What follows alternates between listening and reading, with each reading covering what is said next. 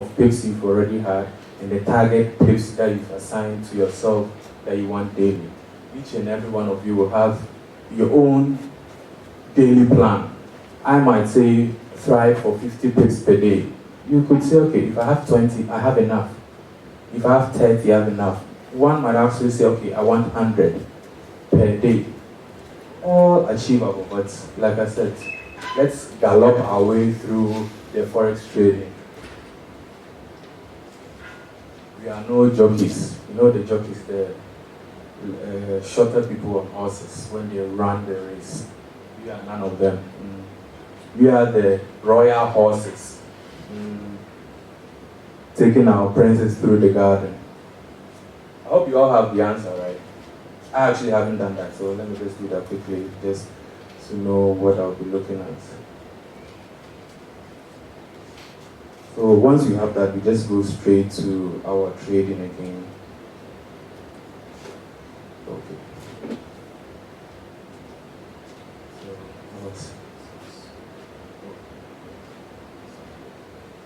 if not started. Okay. Yes. So I think this aspect is clear to everyone. I think you left a number out. You see, it's always, that's why I wanted to add the JPY. I already omitted the pipette, if you heard me. So you actually have to type whatever is there. It's always 5 figures. You have to always consider 5 figures, no matter where the decimal point is. The 6th figure is the pipette. So I only brought 5 figures because, like I said, there's no need to bring the pipette.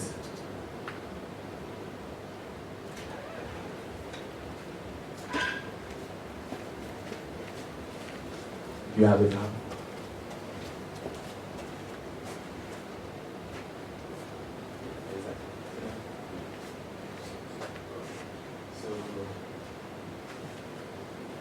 That's just how to calculate the pip difference, and we have 2 examples.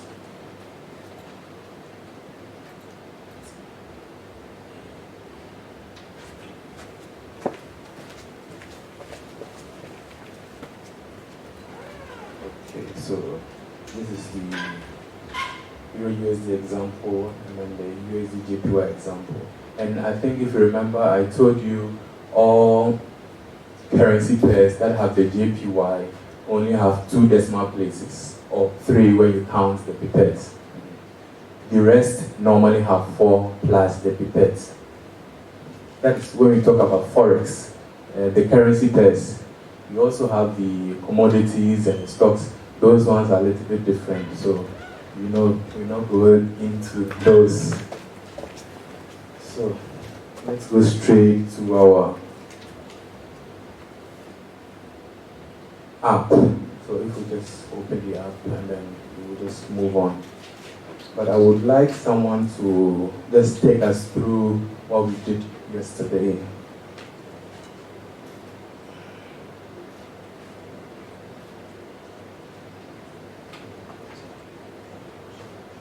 Thank you. Anna asked you that. Could you help us? I think we are missing one person, right? He's here.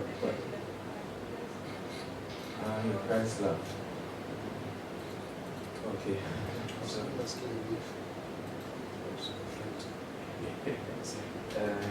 Hopefully, since he's part of the group, we'll still keep in touch. Like I said, today is not the last day, and forex trading, it's always best to be in a community.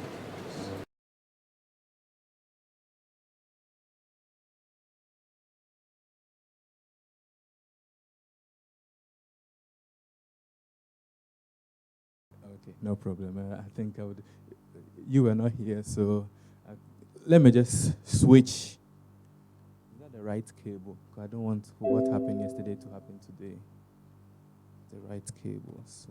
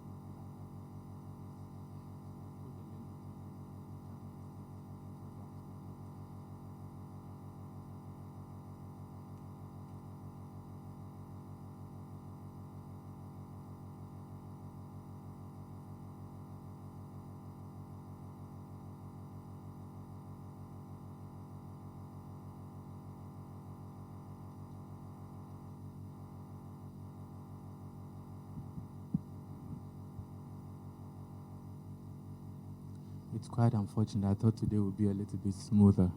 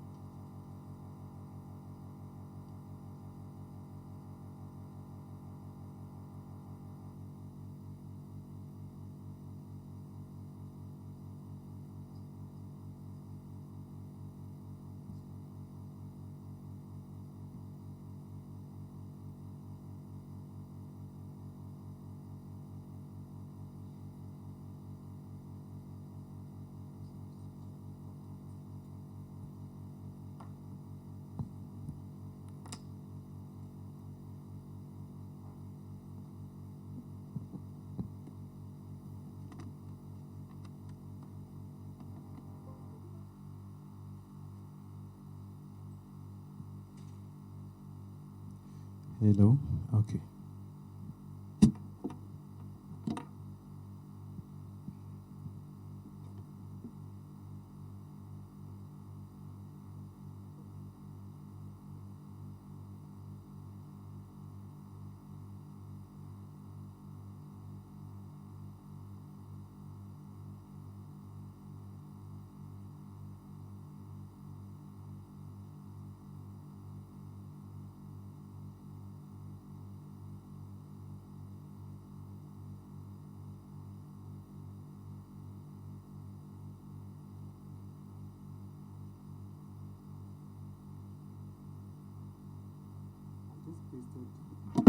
I just pasted a link into the group, so kindly follow that and register. We'll actually all go through the registration process.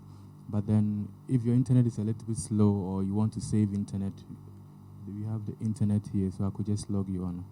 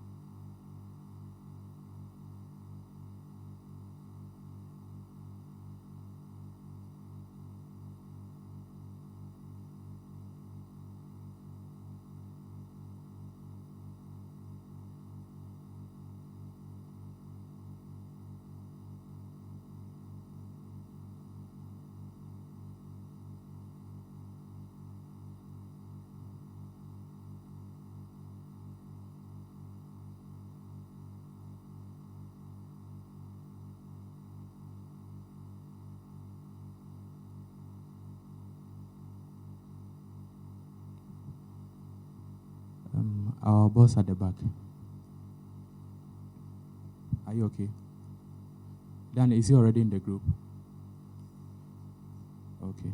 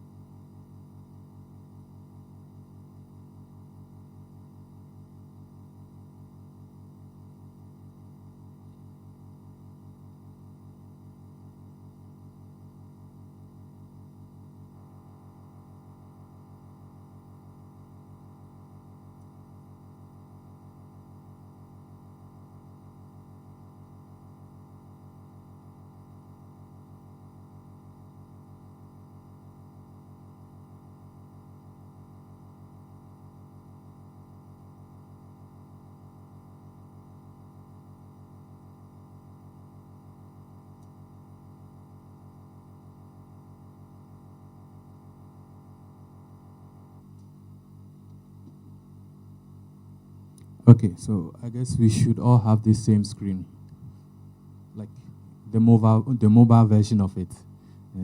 Unfortunately, my phone doesn't work again.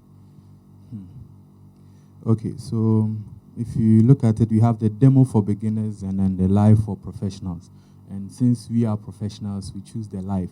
Now, even though we might be choosing the live, we are not going to just start trading. But in order for you to get a back office, because we need a back office where we will handle all our finances once we make some coins, where we will do all the withdrawals and all that. And we go through all that today. So just click or press on the live professional tab, and then you have this screen. And this is just a basic form to fill out. It's actually for your back office, so you've not gone into the trading account side yet. So just fill in the details.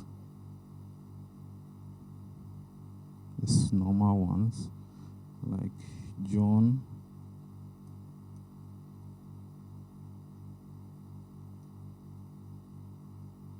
Smith. Yes, and you have to be above 18 years. Oh, yes, of course. Yes, because of you would have to verify. There's this AML, that is anti-money laundering policy, that they all have to adhere to. So you have to use the name that is on your ID card, your national ID. They don't accept voters' ID card and no national health. It has to be preferably the passport or the driver's license, but preferably the passport. So the name that you have on your passport, that is the name you would have to enter here. Thank you very much, Daniel. And then the citizenship, your email,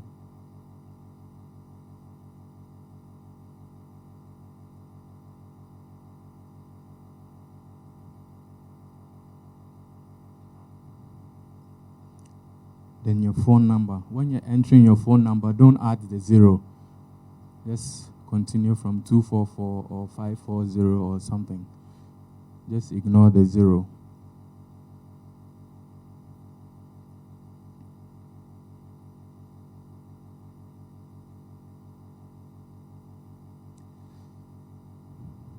Now the access password. Now with this password, make it a little bit complicated, but make it one you would remember.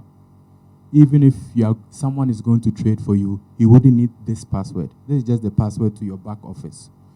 You are the only person who needs access to that, unless he is doing the funding for you. But aside that, make it complicated enough, no one would be able to crack it or guess it. That's what they call social hacking. They'll just ask you a few questions, and with that, they'll be able to enter your password. So just make it some that no one will be able to guess. Put in a capital letter in there, put some numbers in there, then you have small letters. Make it a little bit lengthy, but make it one that you will remember, and one that you don't have to write down, unless you are leaving it as an inheritance for your children. As Daniel said in our conference, very soon, when people actually inherit stuff, we'll be inheriting usernames and password.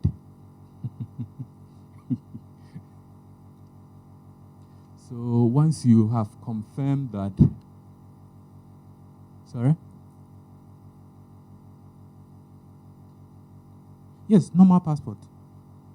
No, normal. Yeah, a normal password. If you think it's secure enough or it's something that you remember, you can use your old password. I mean, it doesn't really matter. Just a secure password. Because this has to do with money. And also put in the email that you have access to. If you think you don't have access to your old email, you have the chance to create a new email. Of course, you would have to create it before you create this, because they will send you some emails all the time.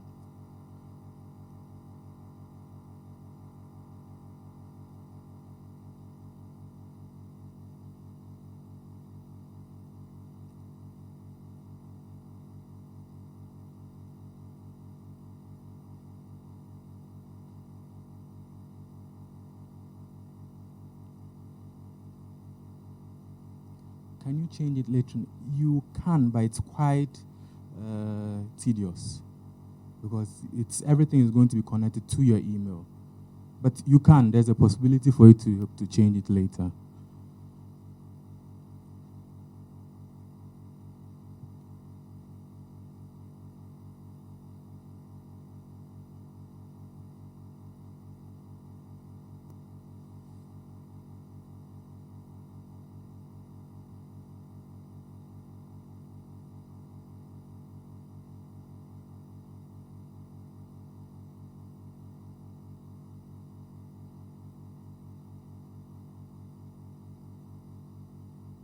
Are you all done with that? Yes, just this screen.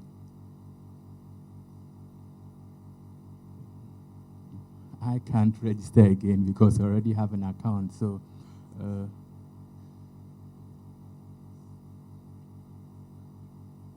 yes, so I'm a trader, I'm a partner. We're all traders, but eventually we also become partners. Now, just choose the trader. Later, we can choose becoming a partner in our back office. So just choose a trader. If you have that, just choose being a trader. And those of you who were here yesterday, if you remember, I told you it's always good to help one another. If you become a partner eventually, all the money that will be coming to you, it's not coming out of your money.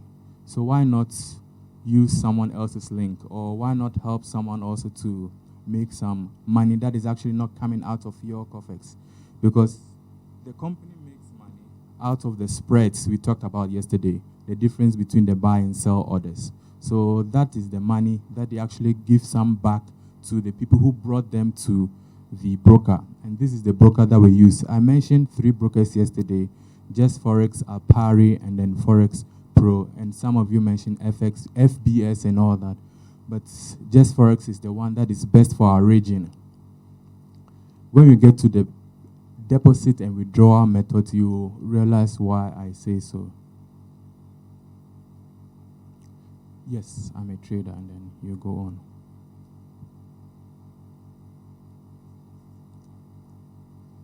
Yes, account type. Now, previously, Just Forex used to have only standard, mini, cent accounts, and also a demo and all that.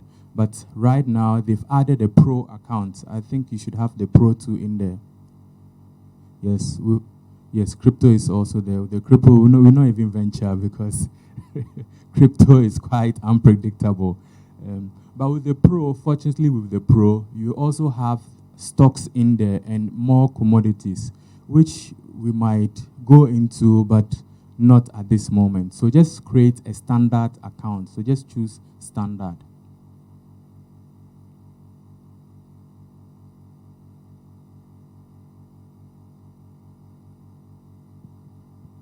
And I'm sure they will be asking about the leverage as well. I think the next line is the leverage. We talked about the leverage too and how it helps, right? We did that yesterday. But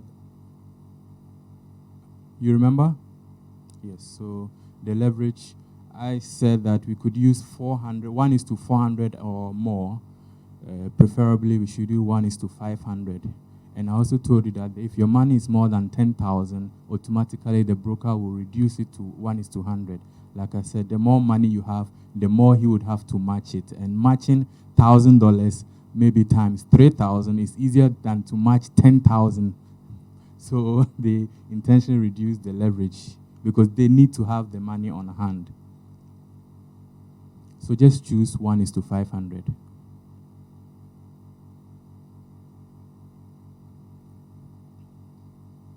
You have that? You don't have the 1:500.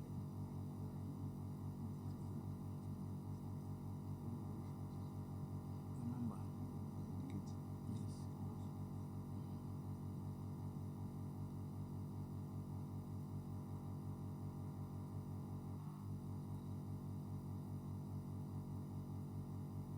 You are through, right?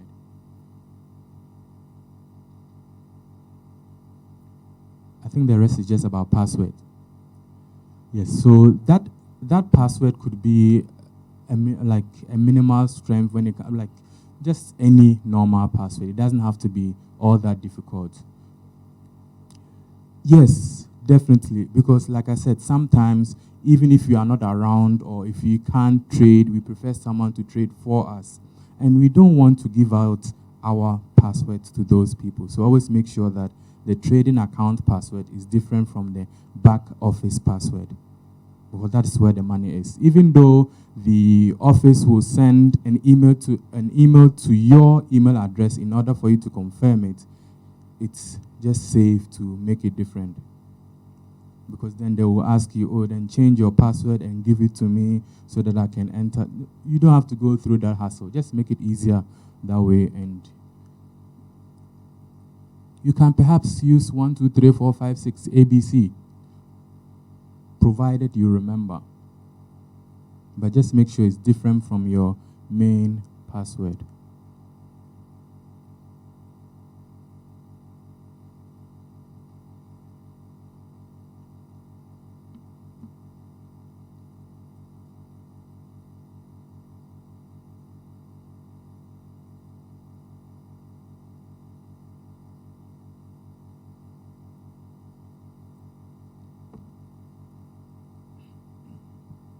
You are through?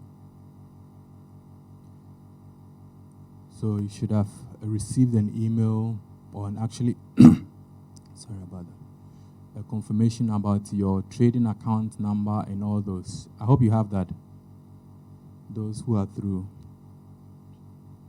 It's rather unfortunate that my phone connection. Let me try it again, perhaps. Okay, before that, let me just restart my phone.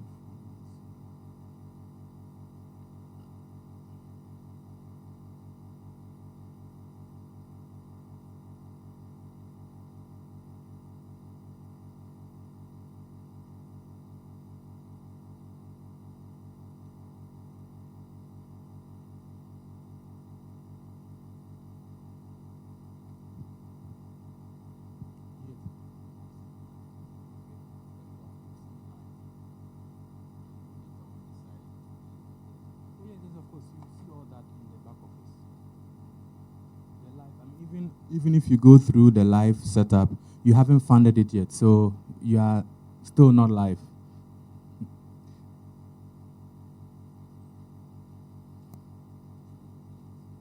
Yes, so just log in into your back office account using, I think most of you should actually be in there already. You're in your back office.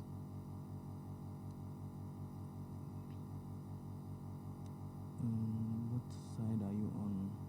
Okay, you're actually creating an account. What is this? Password must contain from 6 to 15 letters and numbers. So at least it needs to contain at least some numbers and letters in there.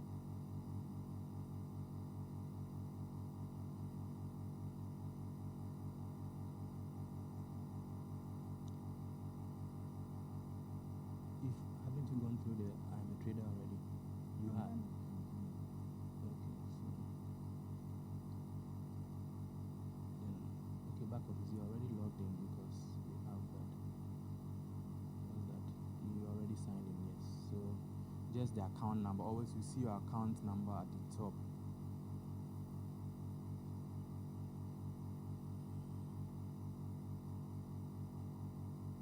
So this is basically the first face you see when you enter your back office.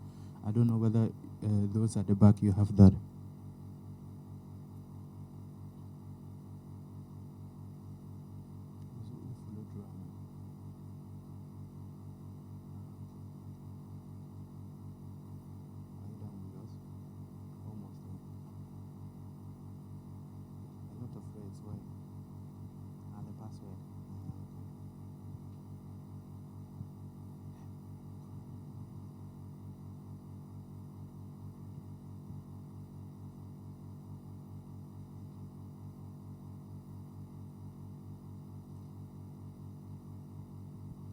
So in the back office, that is where you see all your accounts and even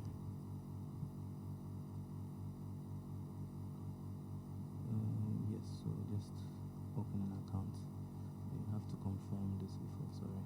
Open an account.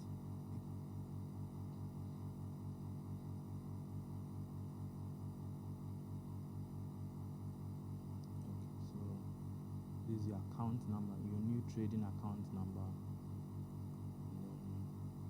Show you where you could download all the rest. In your back office, this is how it's supposed to look. Oh, you're welcome, sir. Just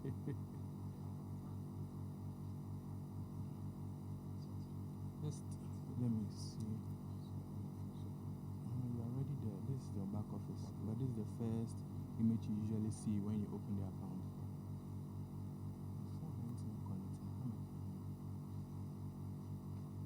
Let's try that again.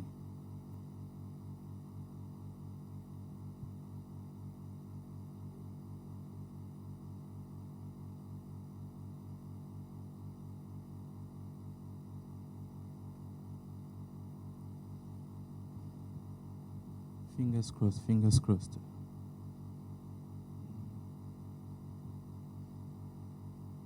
The Wi-Fi.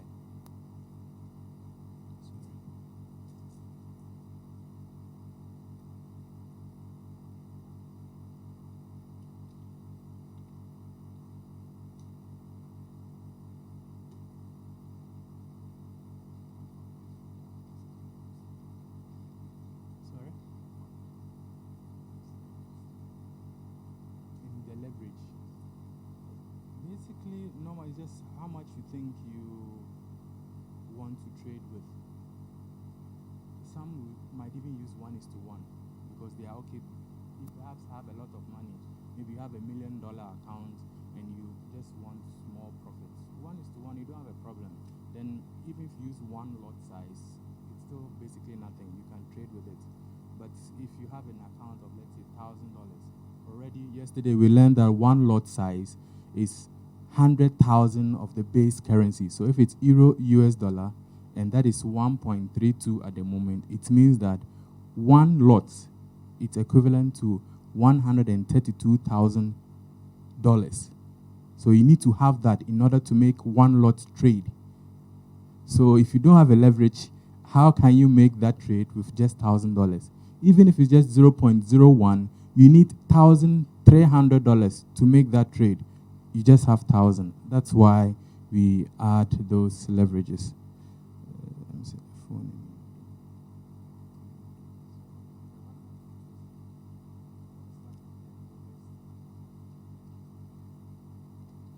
Depending on the money that you put in, you should be able to trade with the 0.01, which is the lowest amount there is, and then it goes upwards. We open a demo account from Just Forex right now. For now, the first account you see up there is your live account. So in case you decide to fund it, that is what we'll be using. But for now, we'll just create a demo account through there, and then we move forward. Okay. I hope you all have your back offices ready.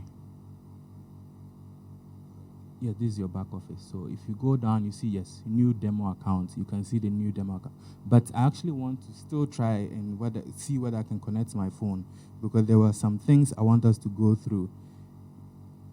You see all this, my account, the deposits. Okay. Yours an iPhone. So you go there. Okay. So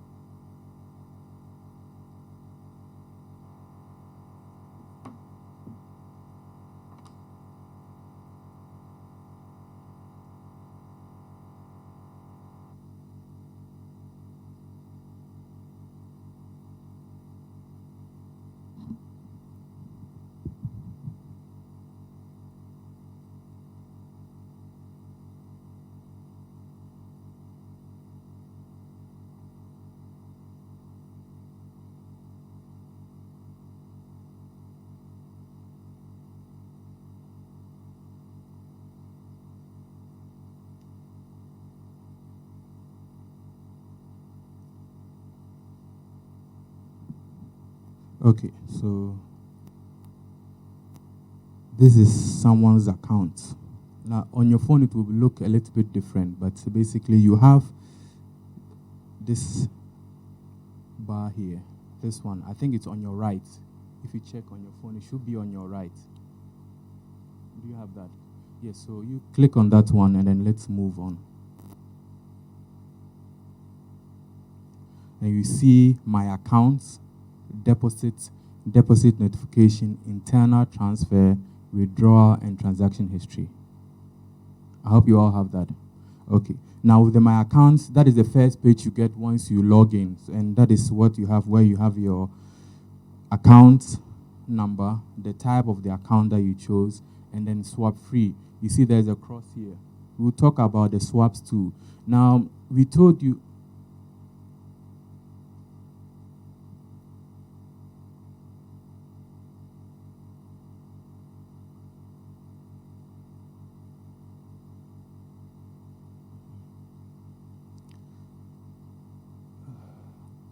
Yes.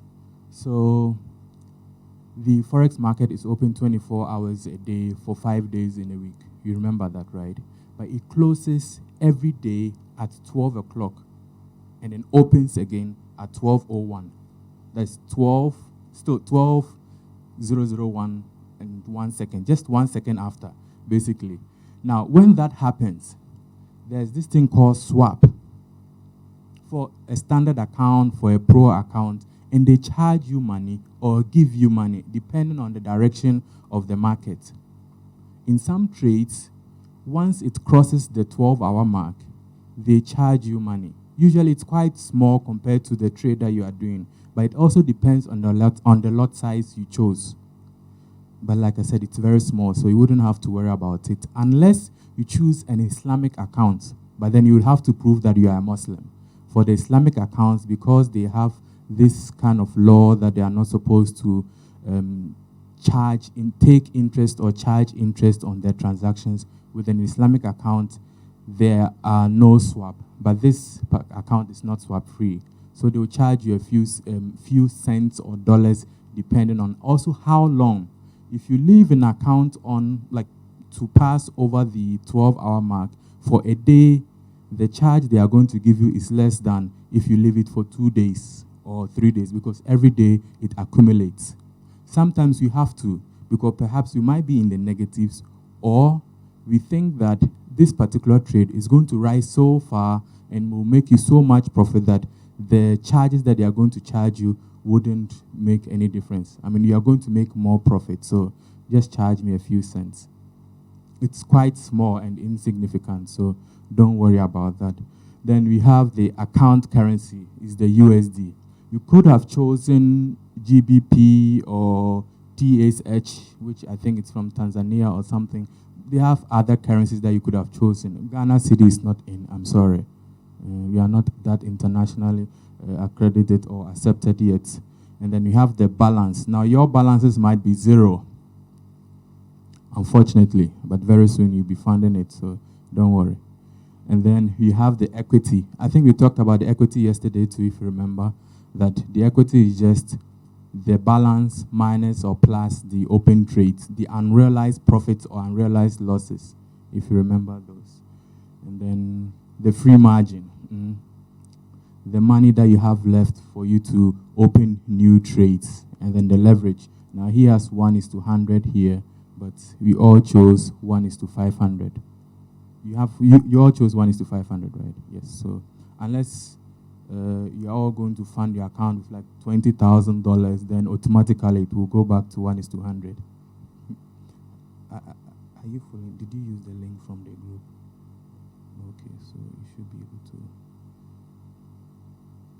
So that is it about the live account. We'll create a demo account very soon, but I want us to go to the deposit and then write the withdrawal, because it's quite important.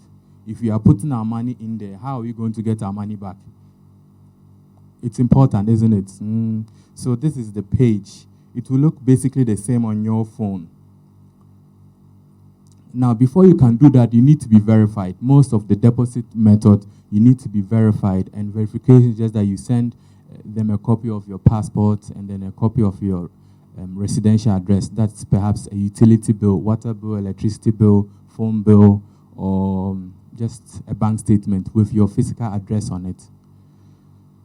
So here we have the account. So of course you would have to choose the account that you want to deposit into. And you can also open as many trading accounts as you want, but you can only open one back office. So you have the back office, and that is your gateway to whatever the broker has to offer. You can open 20,000 accounts. Nobody really cares. That's the trading accounts. But for the back office, you only have one. That's why they have the option, which account do you want to fund? And he only has one. We all also only have one. So we just choose that particular account. Sorry. Now the deposit methods. You can see we have Visa or MasterCard. We have Neteller. Now Neteller is also quite common these days because they also accept mobile money and they also send mobile money. But the charges are quite high, and they also limit you to a certain amount. If you are a beginner, you can't send more than 100 cedis, which is not even $20. So what are you going to do with that for? Yes, it's because of our region. We are still being blacklisted. I don't know why Ghana is blacklisted more than Nigeria. They know, perhaps. So we have Skrill, which is also another e-currency. We would ignore all that. We will only deal with 2, or let's say 3. The Visa and MasterCard, if you want to, and if you're only trading with smaller amounts, because once you are trading with big amounts and it passes through your bank account, Bank of Ghana will take his 17.5%.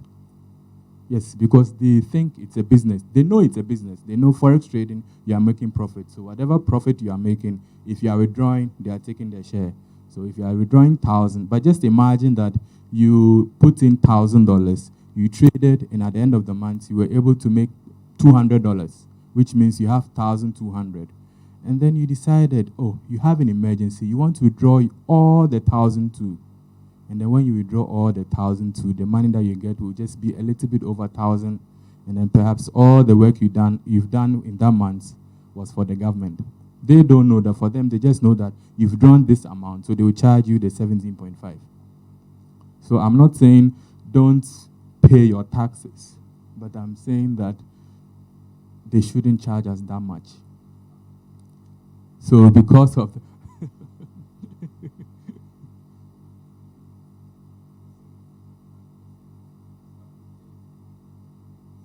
no, it's calculated on what they don't know your deposit.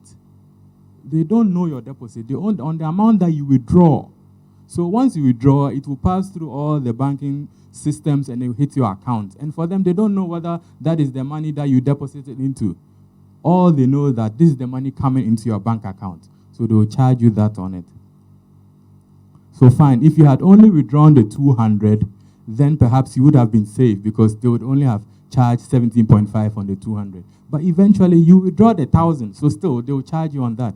Yes, so you can still use the Visa, I mean, like I said, for smaller amounts, or if you just want, well, I actually ignore it, but it's an option there for you. They also have bank wire, but they don't list it here. If you want bank wire, you have to talk to their financial department, and they give you their bank accounts. You can go directly to the bank and still wire, where the Bank of Ghana will charge you so much.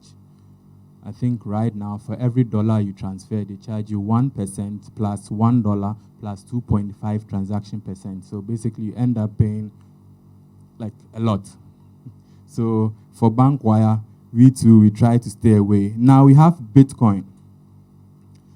It's a little bit difficult to get access to Bitcoin in Kumasi here, but in Accra it's quite common.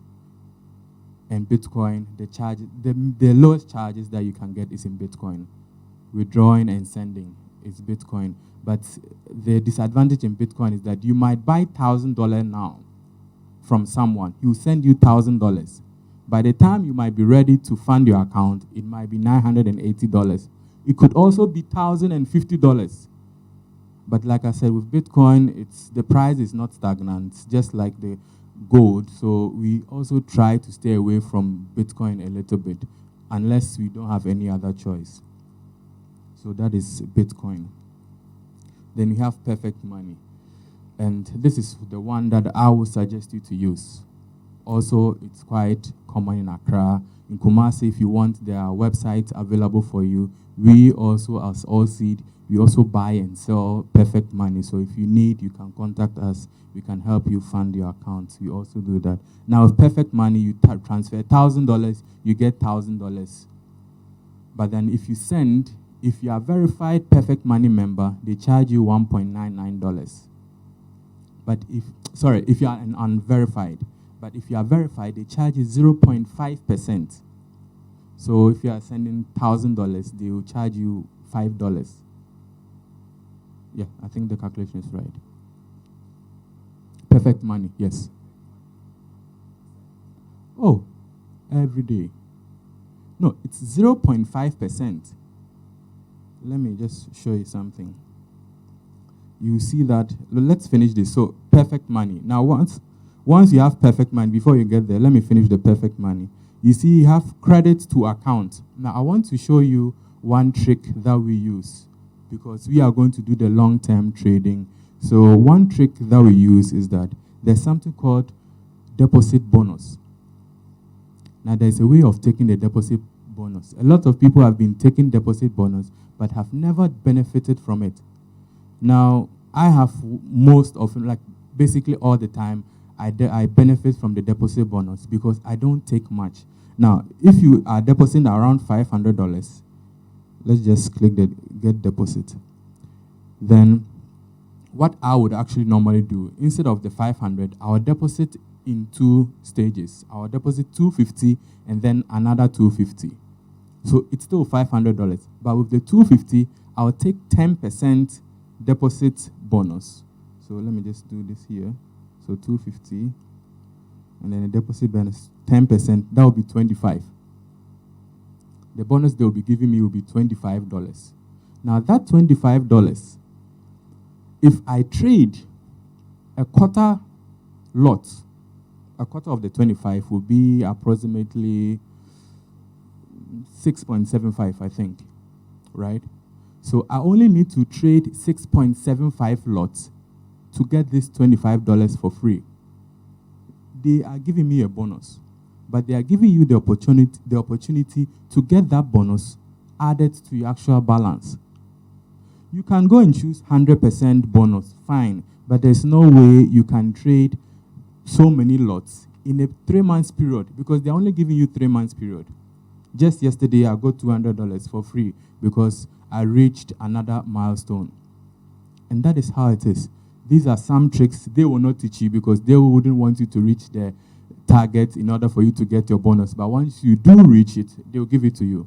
So just one trick in there. Take 10% of half of your deposit that you want, and then whilst you are trading, before the 3 months ends, you get that money to you. So assuming that you would have deposited $10,000, and 10,000, you would have done it in 2 bits, 5,000, 5,000. 10% of the 5,000 is 500. So after about 1 or 2 months, you would have gotten an extra $500. It's not much, but it can buy a lot. $500, around 2,500 cedis.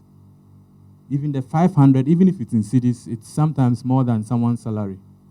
But here, this is in dollars. So this is just a bonus that I wanted to add. So once you have that, they will just ask whether you've gone through.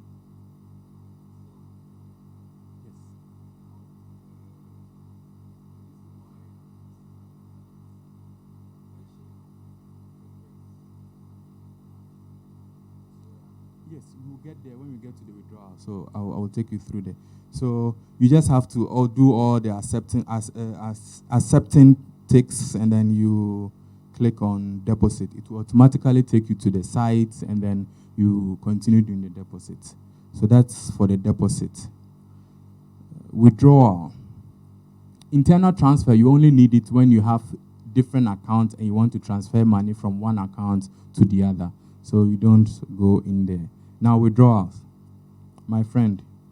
So I think I talked about the visa already. So that is visa, but I want to show you how the visa is. Yes, let's go. Sum to withdraw. Let's say $10.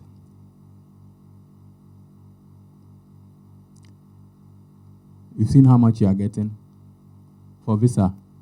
If you are withdrawing $10, how much are you getting? Now,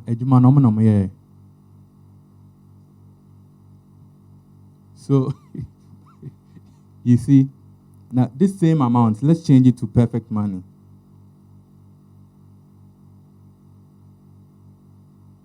$10, they give you 9.95. Whether you are, no, when you are verified. Yes, the verification is a must. I mean, whether you like it or not, you have to be verified.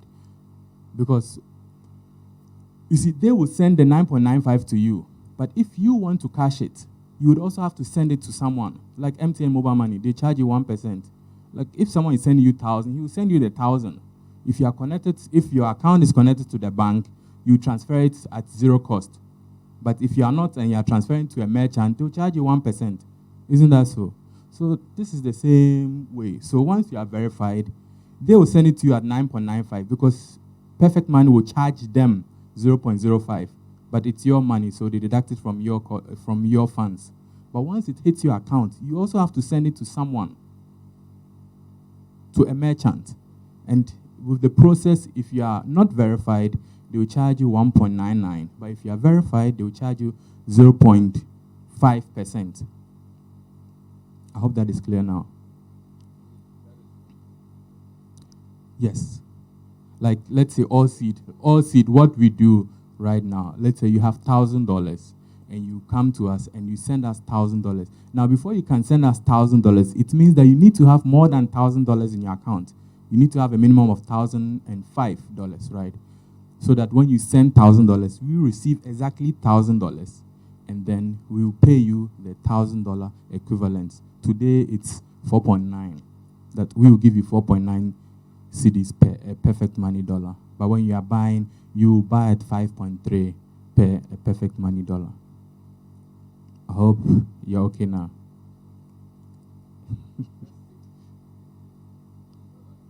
Okay.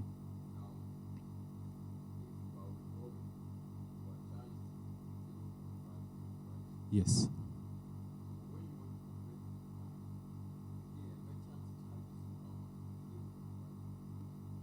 No, the merchant is not going to charge you 0.5. It's the transfer. When you are transferring perfect money, you see, when you go to a merchant, normally, like MTN, if you are going to a merchant and you are transferring money to the merchant, you are not supposed to add extra money. I've heard that they actually charge some money. Let's say if you are transferring money to someone, they said, oh, add once. If you are transferring like 100 cedis, oh, add 1 cedi so that the person will get exactly 100. Isn't that what they say? And then they actually send just the 100. Oh, no, I want the person to also withdraw without, to actually get the 100. Okay, then send 101. But you also have to add 1 cedi, so you end up paying 102. Is that what you are talking about? No, here it's not like that. The merchant will not charge you. But when you are transferring the money from your account to the merchant, the system will charge you that 0.5%. The merchant will not charge you. The merchant just has the rate. We have quite a lot online. When we are done, I'll give you the website. We have e-currency for you. We have Zenith Income. We have PayPlus. And we are also there. So whomever you want, you can check the rate, whichever you want, and you send them. But they don't charge you extra. They are not MTN vendors. That's why nowadays, I don't know whether you check your message. They actually put in there. Make sure you've not paid any extra charge. I don't know how they put it, but they put it in there somehow. So you are not supposed to pay. And that is also how it is here. So this is the reason why we choose perfect money.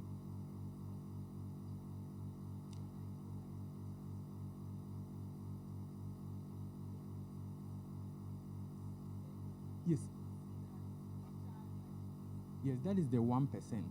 But you see, after the 1%, the merchants, they usually charge another percent, like another 1%.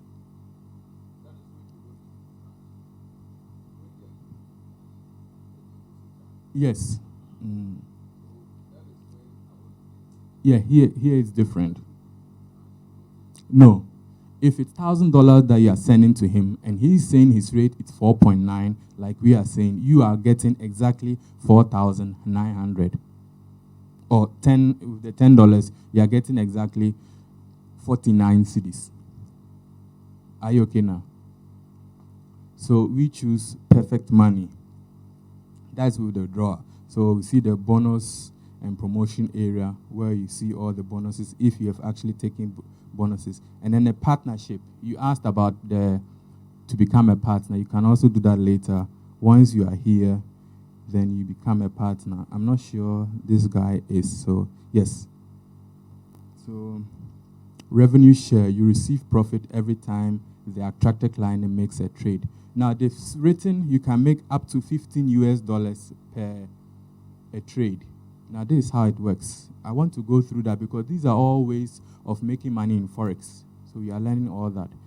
When you bring someone on board and he registers under your link, provided the person is trading. Let me bring up the calculator. At the beginning, you only receive $6 per lot size. They are saying up to $15, but you start at $6 per lot size. So if, for example, you have a client who only deposited $100 and he trades with a 0.01 lot size, of course, which is the smallest, the money you will get is this money times 6. you get 6 cents for every trade he opens of that 0.01.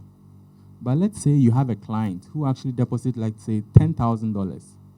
Oh, I think it's a little bit much. $5,000. Let's say $5,000 per our calculation we used yesterday. He perhaps would use 0.5 as his lot size. So it means that for the 0.5, the money you will get for every trade, not just for one, for every single trade until he stops trading, you will get times 6. So $3 for every trade he opens and closes. So you end up continuously making money, provided he is trading. So some people just become partners. That is what most of the people who do these forex seminars, that is what they do. They themselves, they don't trade. They'll go online, read about forex, come and give you all the theory, go and trade, register, and then they'll start making money off you. We are here, we are trying to become a community. We want us all to actually make money together, because if you continue to make money, we are also happy. So that is also there, in case if you want to venture into that, you could just become a partner and then you make money. I have actually reached a higher level, so I don't make $6 per lot, I make higher.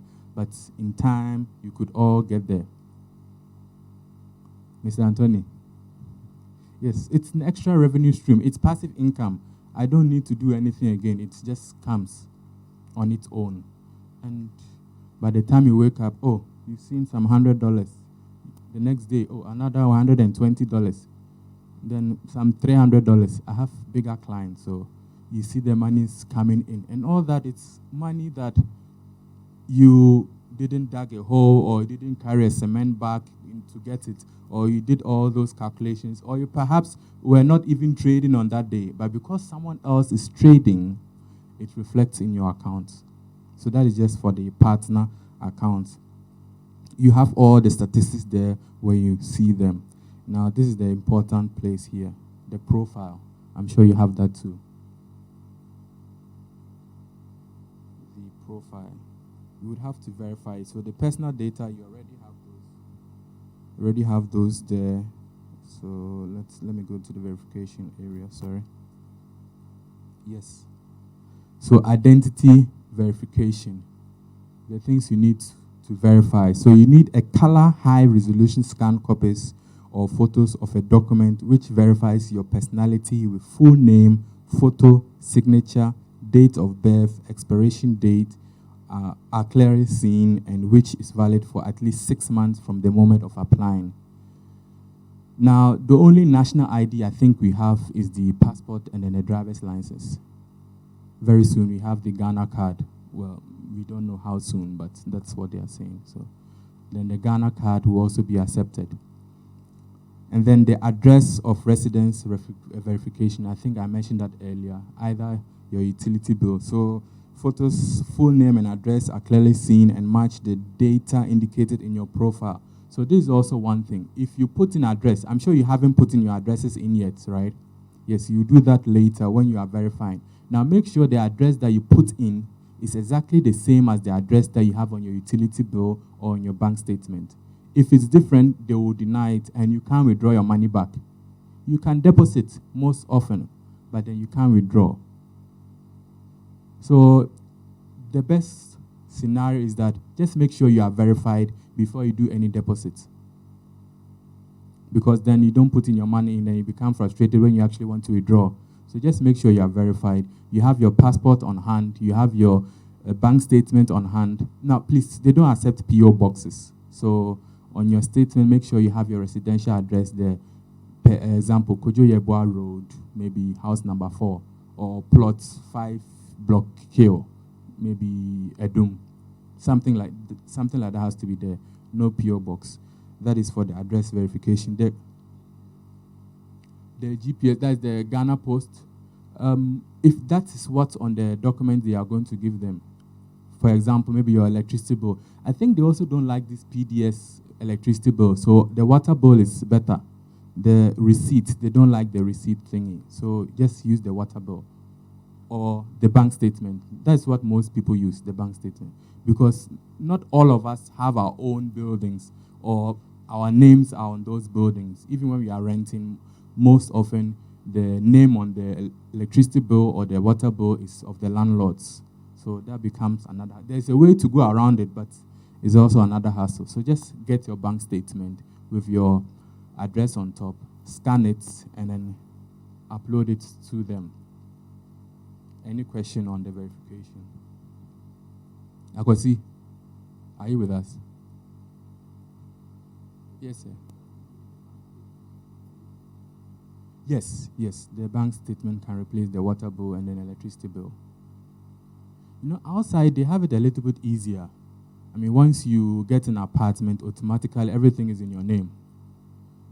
In Ghana, even getting a meter, you would have to pay a bribe. Oh. It's like a tin number. I had a very bad experience. Getting a tin number, I had to pay 50 cedis. Okay, that was quite a while ago, but still, even just a year ago, I asked someone to go there, and the person said, oh, it will take some time, but if you maybe give us something, you can speed up the process. Hey, I'm coming to you to get a TIN number, tax identification number, so that I'll pay my taxes. What if I don't come? Then you want me to pay something in order for you to give me my tax number.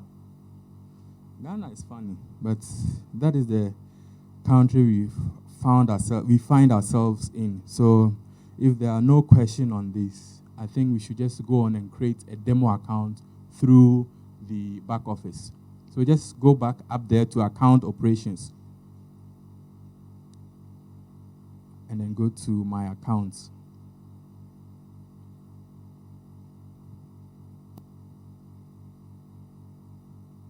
And then you see the new demo account. I don't know whether you have that.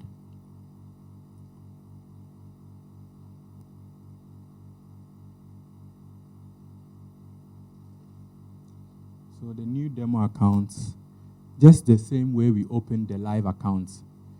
You choose either standard, then the leverage, you choose the 1:500. Then the virtual balance. And if you remember yesterday, I said, don't choose a balance that is out of your reach.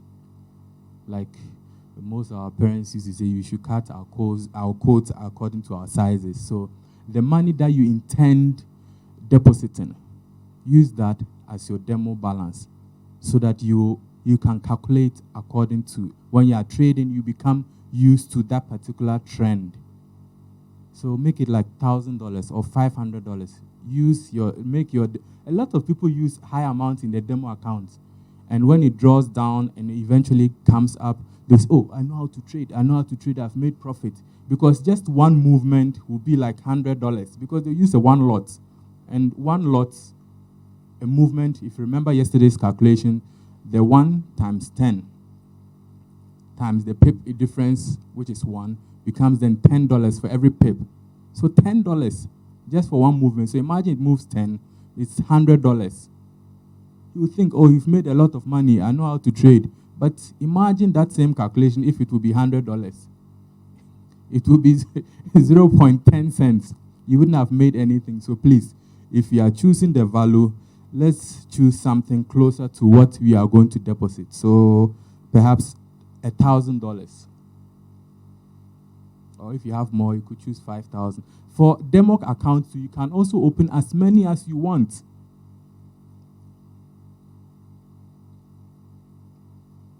And those of you who opened the demo account yesterday through the MetaTrader, you realize that you had a different graph than I have. You realize that just because MetaTrader is lagging, because they have a server that also holds all the software. You know, this broker, all the accounts in this broker, imagine, just forex, are using MetaTrader. There are so many other brokers, and they are all using MetaTrader. So imagine the weight on the server. So they don't care about the demo accounts. They care about the people who actually pay in order to be part of the live accounts. So that's why it's always important to use a demo account of a broker. Then you actually get the picture. You see exactly what's happening when it's happening. So just go through the process, put in any password. You know, these passwords are not all that important because it's a demo account. Why? If you give your demo account password, will it steal your money? The money is not even yours. You can't withdraw it.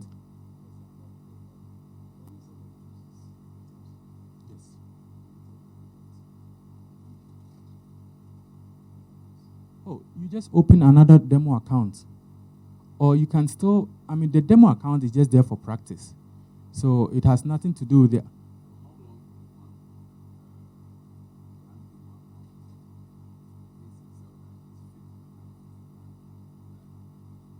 Well, it actually depends on you yourself and your psyche. But there's one thing that I also mentioned in our conference that we had. There's the 30-day or 30 trade challenge.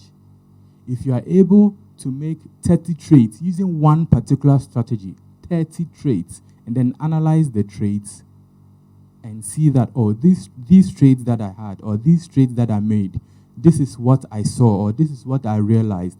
I had 20 wins, 10 losses. I had 25 wins, 5 losses. I had 5 wins, 15 or 25 losses. If you have done that and then you realize, okay, this strategy is good, I can continue with this strategy. And there's no strategy, as I said, that is 100% accurate.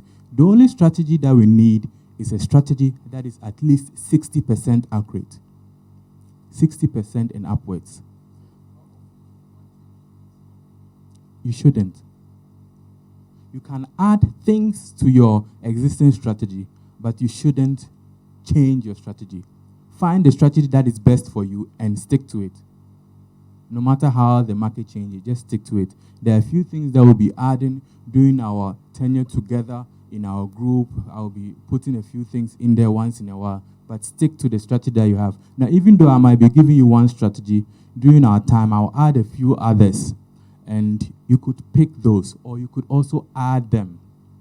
Because basically what we are only going to learn is we are going to improve on the existing strategy, because that is the strategy I use. We have the price actions and all that, but they all come together when we are using the moving averages.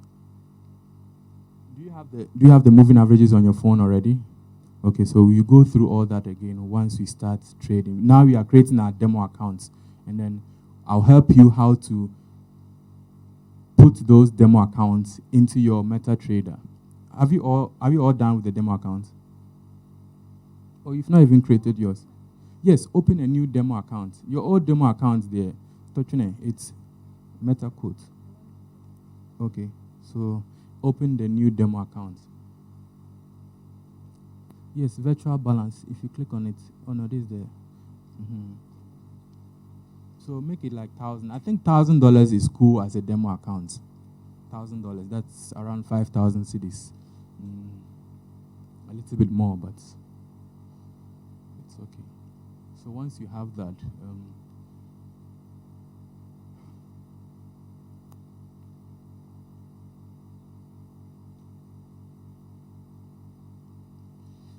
yes, I remember that I did something for you guys. Let me just hope it works.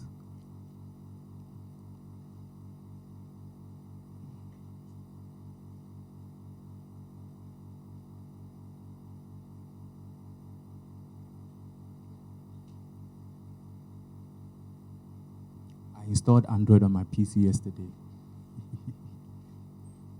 Yes. I just remember that I did that.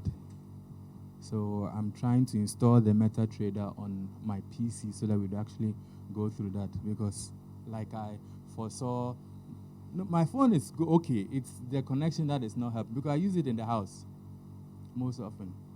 Even yesterday night when I wasn't feeling well, my daughter was asleep also in the living room, and I wanted to watch a movie, but I didn't want to make any noise. So what I did, I just connected the sound to my phone. Technology. Oh, it worked. So wonderful. Let's see. MetaTrader, how would it look?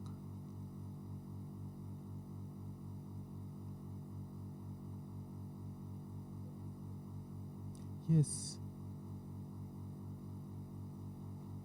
I used to, but all my family members are in Kumasi, and Kumasi is Bay. That's how they say it. Kumasi is Bay. Or Sekru.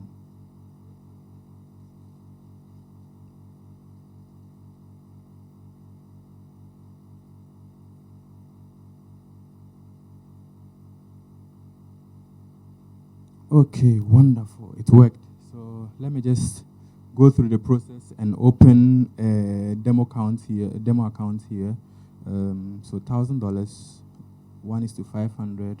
Then the password 12345 ABC. 12345 ABC. Wait, no. Wait.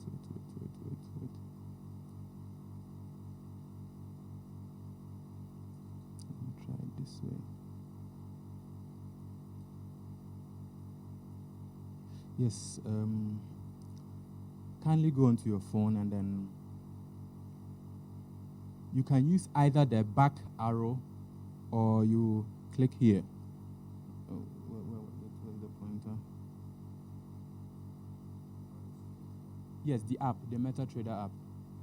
If you press here with your thumb or your finger, it should open something, or use the back arrow down there.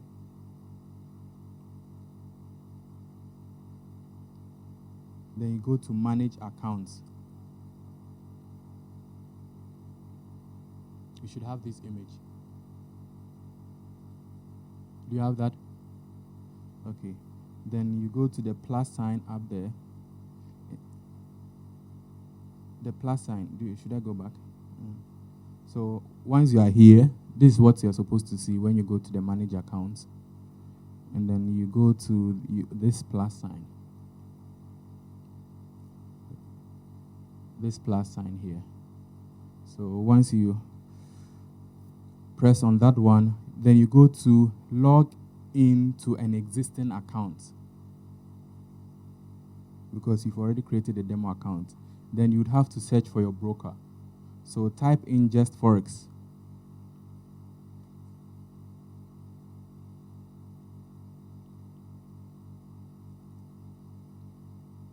Once you have that, you realize that there are two, just forex live and just forex demo.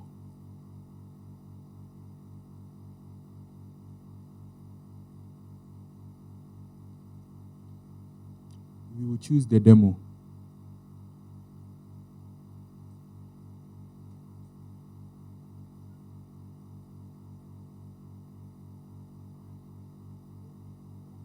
Yes, the demo.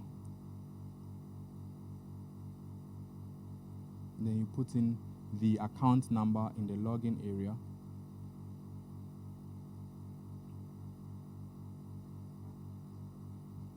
The account, they gave you an account. Now, if you go back to your back office, in the Just Forex side, the account number that they gave you, not the live one, the demo one, down there.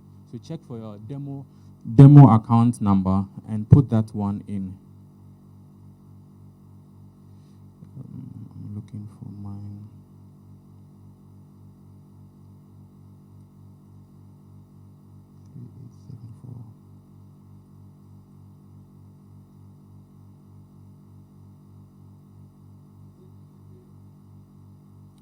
They will send it to your mail too, but you will see it in your back office.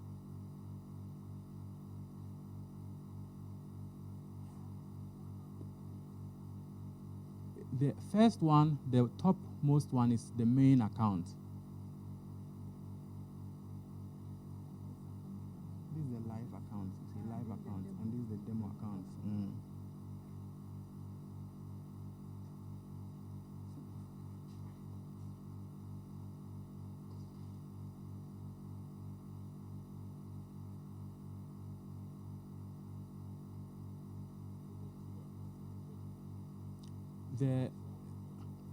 The one on top, you see a heading live accounts, and then you see demo accounts. You choose the one beneath the demo account.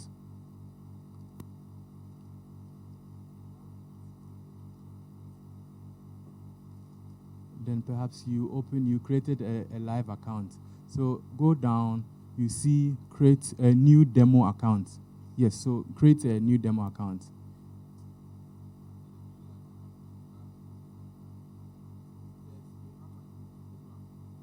You have a demo account. Use the demo account, because we actually want to practice. And with the live, I can't tell you all to bring in 5,000 cedis right now, so we do it live. No. Yes, you put it in here, and then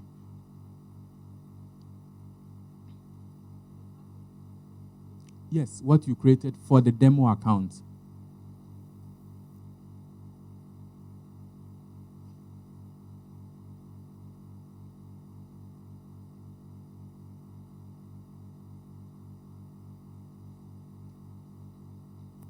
Okay, so I'm in with my demo account.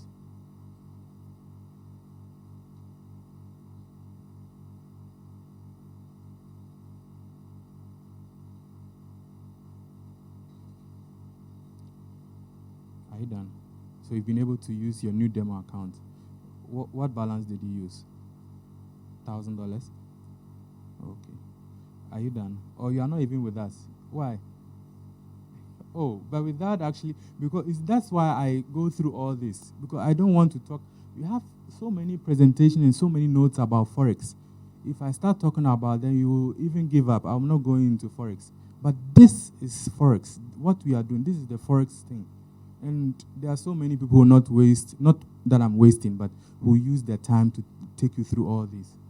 So I would have loved if you could use your phone, or at least just go closer to him so that you see what he's doing. Mr. Anthony.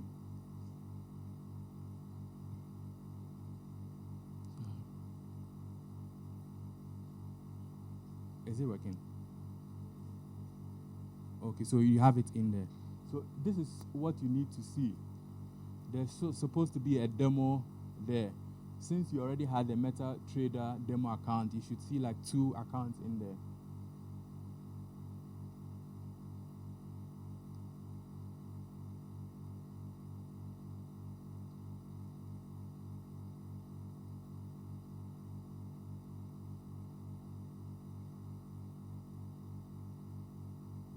Okay. If you all have that, I will kindly request us to go for a little break so that after the break, we'll start implementing our back testing of the strategy we learned yesterday. And each of you will give us one currency where we apply the strategy and we do a trade. Like, we can't do an actual trade because today is Sunday, but then how to go about it so that tomorrow when I put in something, you'll be able to follow and then see, because like you said, practice, and we practice by doing. So thank you very much.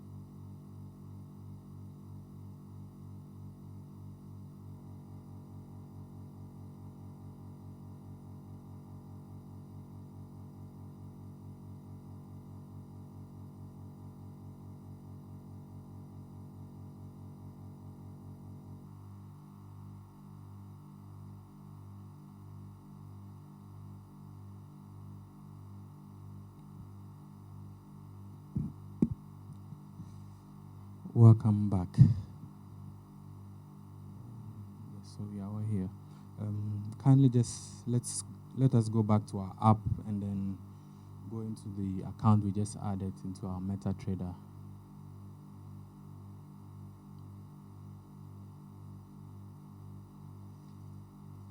So just like we went over yesterday, we have the quotes section where we have all our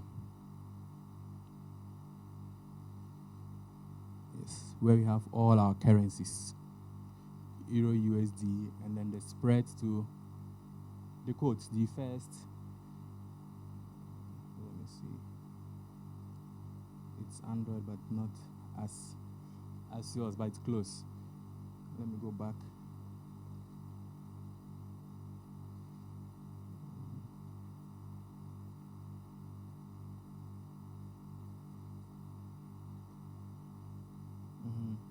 So kindly go here, the 2 arrows, in order to review all the codes.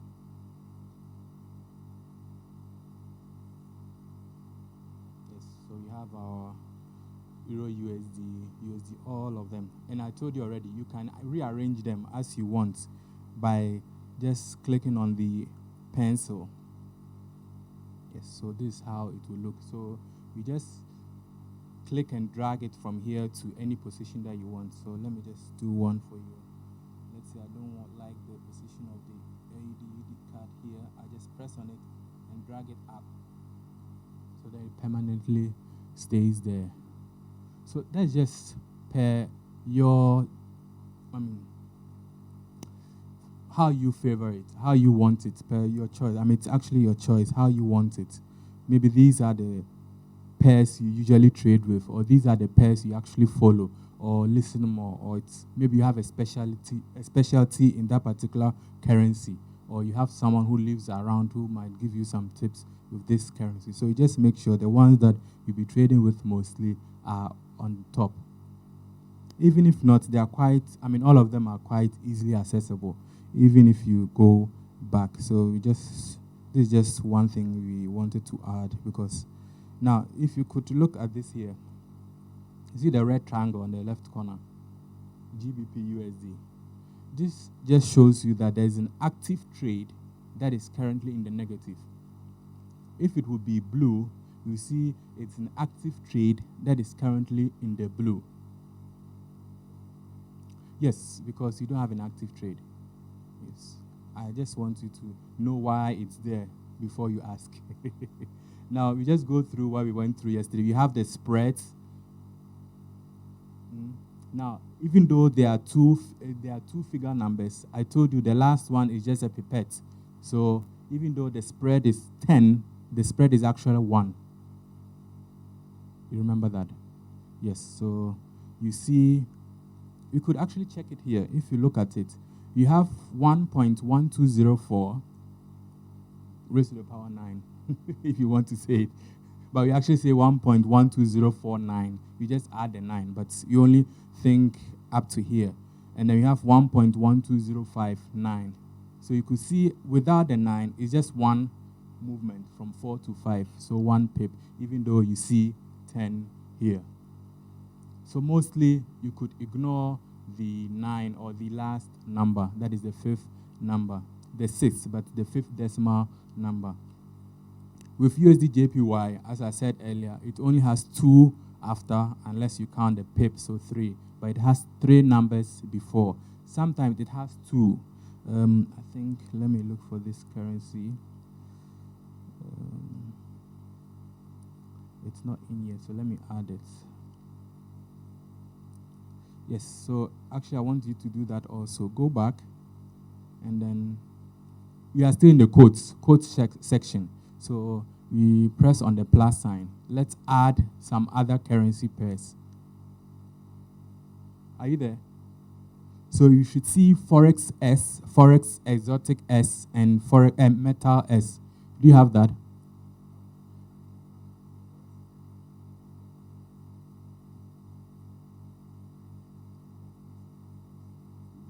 But you are using the new.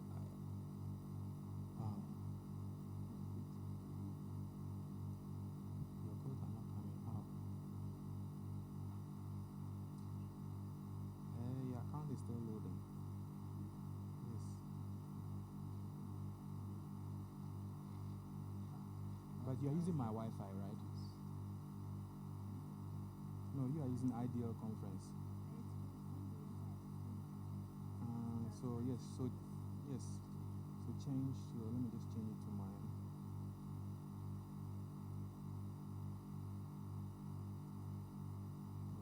All your WhatsApp messages plenty.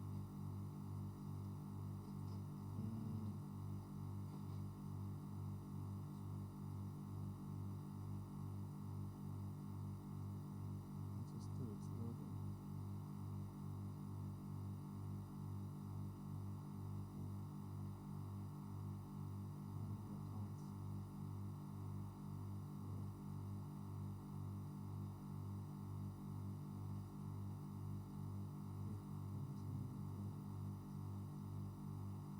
Perhaps try and log in again. So I'm deleting it.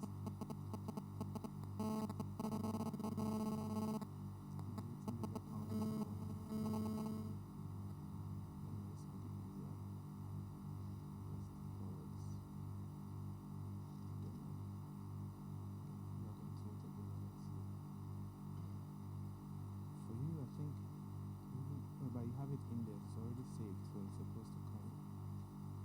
Yes, so we are connected now. So it's forex M. Sorry? Forex M. Oh, then perhaps you chose a mini account, a mini demo account. It doesn't matter, I mean, it's all the same. So, but you have that, right? Yes. So let's just go in there and add all of them. You might not be using all, but I just want you to have the feel. So by clicking on it, automatically it will be added onto your code section. So just click on all of them. And you see all of them will be added. Just continue clicking. You see, once you click on it, then they disappear from that side. So automatically they'll be added to the actual code section.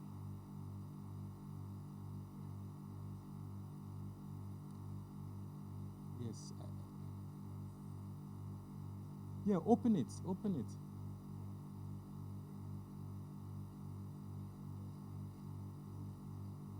Yeah, any of them. I just want you to add some of them. And then you see they're going. Like that. Yes, like that. Then you go to the other one to get it. Yes, so just add them. I just wanted you to just get the feel. You see, you started from here. You see all those are new ones. Now you can't add everything because there are more than 100, but at least you can add quite a lot. So we've added a few, and I want us also to go through the Meta S. So you see we have XAUG USD, we have XAU USD, that is the gold, we have the palladium, and then the platinum. All those are commodities, but we still trade them. But you need a lot of money.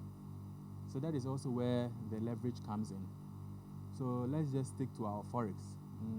Sometimes I might put gold in there in our group, but still, let's concentrate more on the currency pairs because you don't need that much money. But of course, we have a high leverage, and we are going to be conservative traders with 1 is to 50,000 kind of calculation. So we are going to be fine. So we will be able to trade in all those. So just click on it and let's add that one too. So I added silver and then gold. So that is it. Then we have the forex exotic too. You have the euro and then Hungarian forints. Yes, the euro and the Russian ruble. All those are the euro tri. Those are some of the ones I trade with quite often. The euro tri and then the euro ZAR, or the USD tri, or the euro ZAR, or the USD MXN. That is the Mexican currency, because they are quite volatile. They move a lot. So if I say buy euro USD, euro tri, you see that sometimes you could get more than 100 pips in about 30 minutes. So also another thing, if I'm putting a buy order onto the group and you don't enter it instantly, or let's say about 1 minute, 5 minutes later, don't enter it again. Because you might actually have already reached a profit point where if you enter, you might lose because it might not even rise anymore. It might just go back. So, or sometimes ask whether it's okay to enter again, because sometimes when we enter, it might go against us for a little while, not that much, and then just shoot up.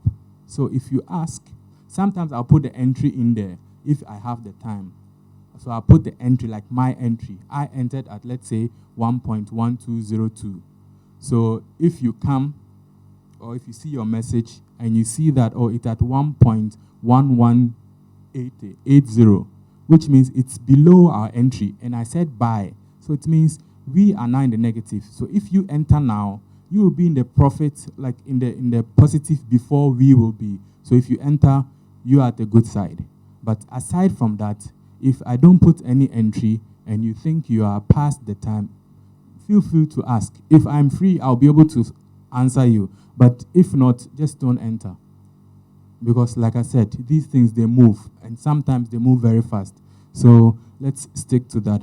So now we've been able to add some of the symbols onto our platform. We have quite a lot. So let's just go back.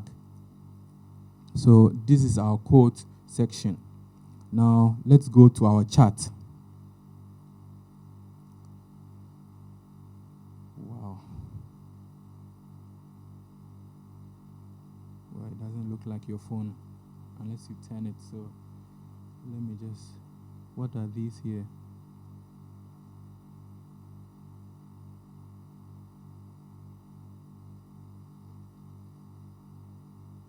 Okay. Yes. So those of you who weren't yesterday with the indicators, kindly, let me go back again. If you're on this screen, that's on the chart screen there, this one here, the 3 candlesticks. Those of you who were here yesterday, you remember that these bars here, we call them candlesticks. Yes, so just on the click on the 3 candlesticks in order to have this screen, and then let's go to F again. For those who were not here, I just want you to also to be up to click on this F on the top corner, like the top bar, the blue ribbon there. Click on the F, and let's delete and add the new calculations, the new indicators. So let me just take this one. I think you already have the old one, all the 3 moving averages. Yes, so we have new members, so I just want them also to be in so that we can just move. So we did, and I actually also don't have it here, so I'll be doing it whilst they are also doing it. So just delete those by clicking on the bin again. So there shouldn't be anything on your chart now. If you go back to your chart, there shouldn't be anything on your chart. And I think you also asked of the color changes and how mine is and all that. So we go through that very shortly. But first, let's just add the functions, the indicators that we want. And they are all trend indicators. So we go to the moving average. Chris, so we choose this one, moving average. Just once you click on the F, we go to the moving average. We choose that one. And then the first period, who remembers the figure or the figure of the first period? 14, yes. So we just change this to 14.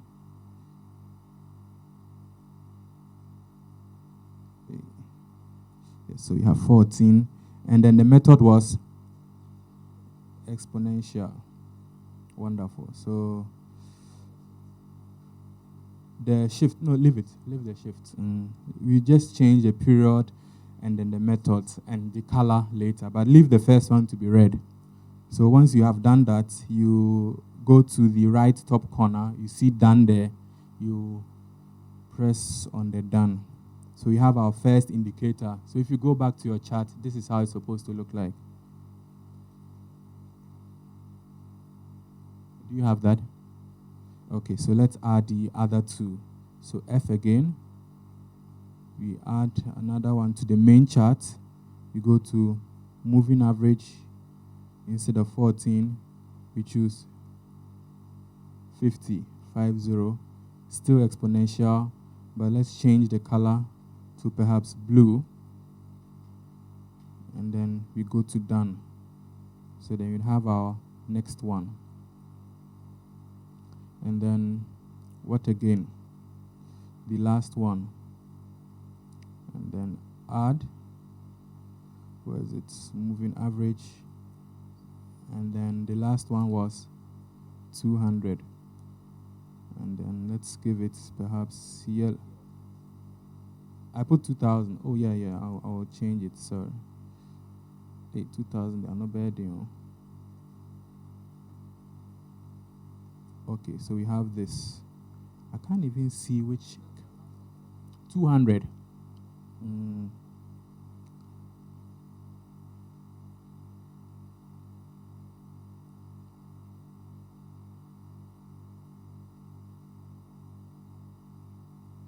Okay, so let's go to our coloring. So before we go there, you click on the top left corner where you see the 3 bars or where you see the MetaTrader icon. You have that. You go way down to the settings. I think this is also for the people who are here yesterday. You want to change the colors.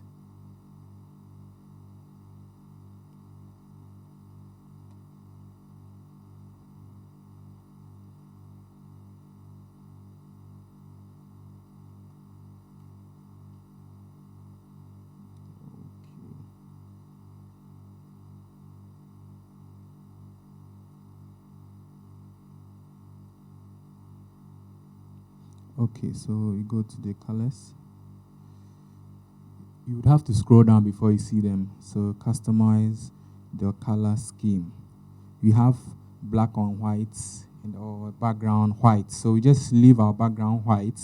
The foreground will remain black. Then the grid will remain gray. The volumes will keep the same green. Now bar up. The bar up is up to you, but preferably leave it black.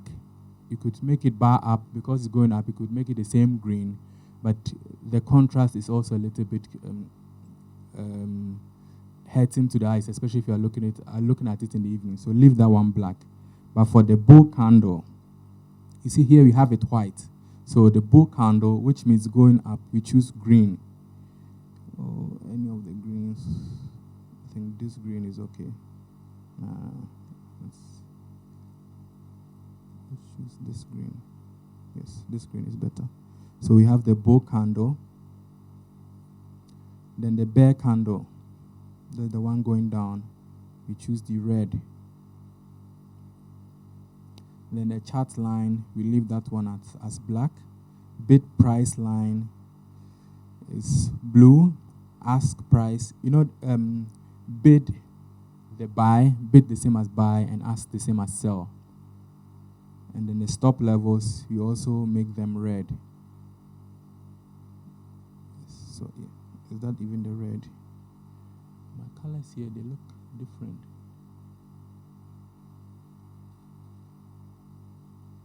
And I'm any nine.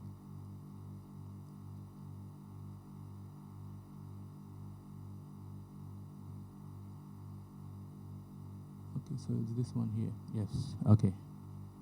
So this is how it's supposed to look like.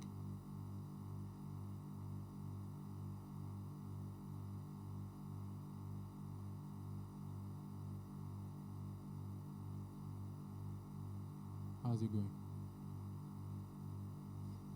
Are you okay? So you just go to done and then that should be it. So let's go onto our charts. So this is how it's supposed to look like. Now,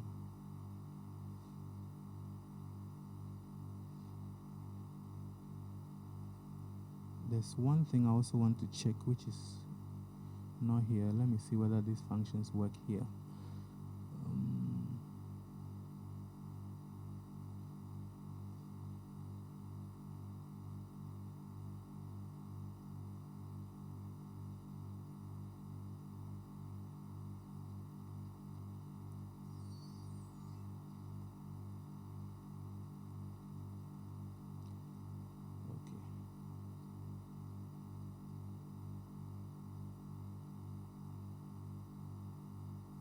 Okay, now kindly pinch your screen. pinch your screen, like pinch it out, I don't know, with 2 fingers, and then open it. Don't open it too much, just open it to increase the sizes of the candles. Is it working? Yes. It's Samsung or iPhone? Oh, okay. It's quite dark, I don't know. I have a power bank if you have a cable.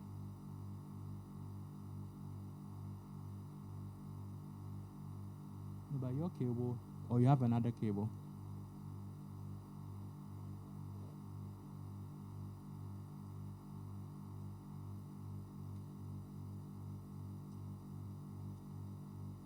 So we should have something like this.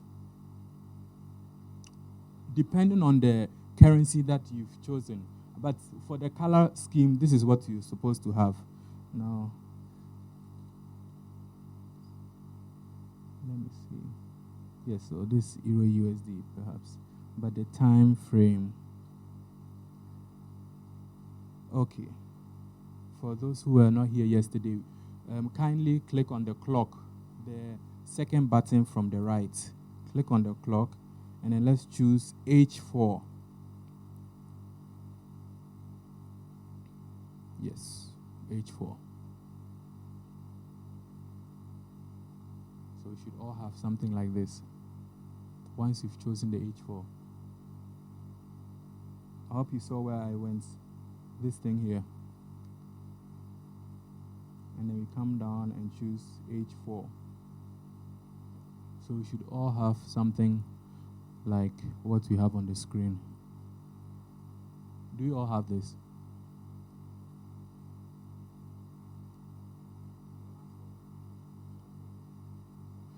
Yes, you see this clock icon here, this particular thing.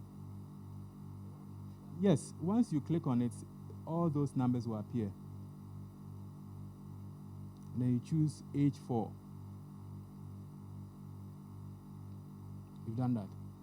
So your chart looks this way.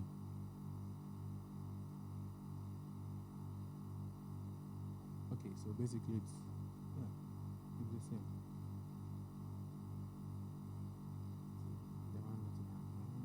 We changed the colors. Okay.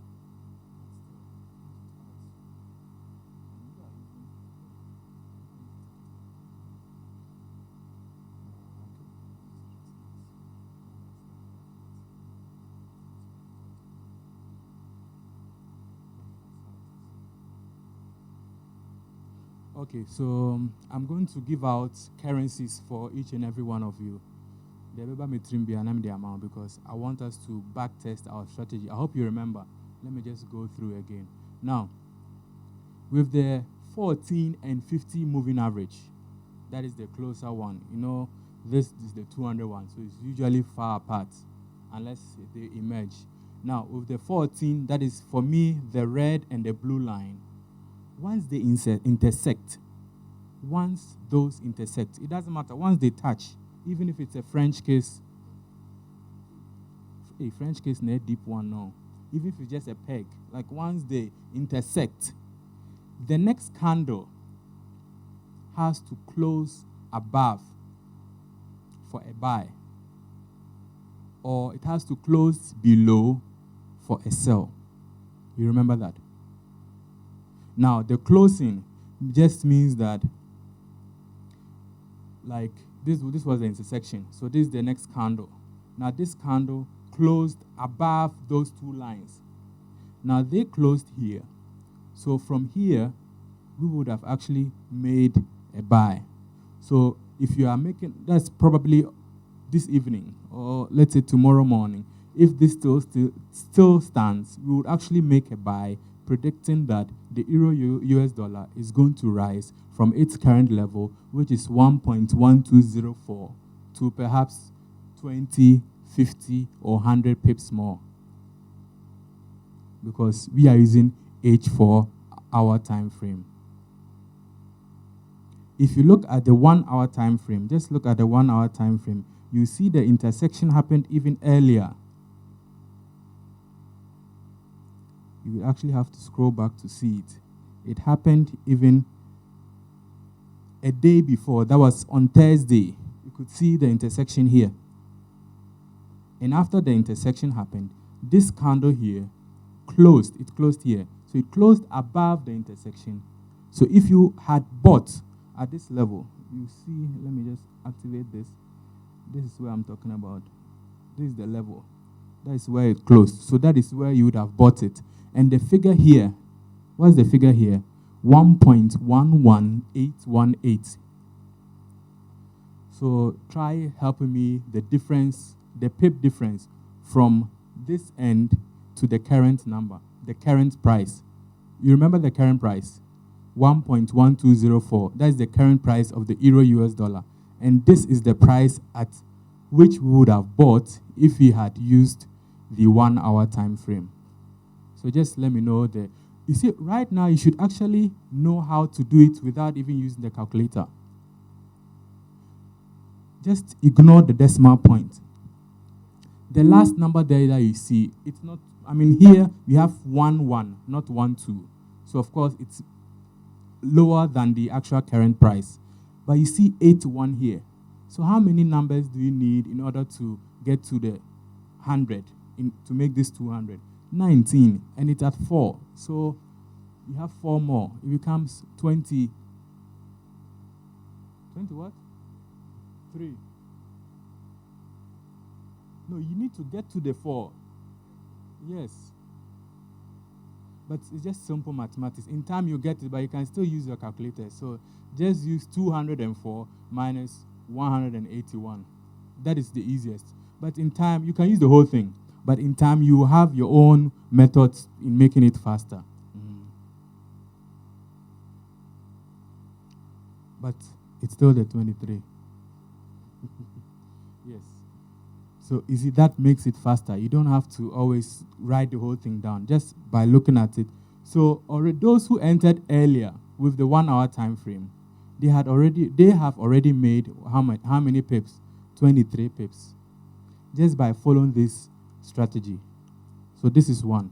Now, I don't encourage using the 1 hour time frame, but encourage to using the 1 hour time frame to supplement or just to ascertain our strategy. We want to know, are we in the right direction? Is it really going up or is it really going down? So the 1 hour just confirms it. Okay, fine. We are saying the 4 hour, there has been an intersection. The candle closed above the intersection, so it's a buy. We go back to our 1 hour. What is our 1 hour saying? Our 1 hour is also confirming that even those who use the 1 hour time frame have already made some profit. So it means, okay, fine, this is our buy. Right now we can't buy because the market is closed. But if this would have been Monday morning, we would have just made a buy and perhaps eventually made some profit.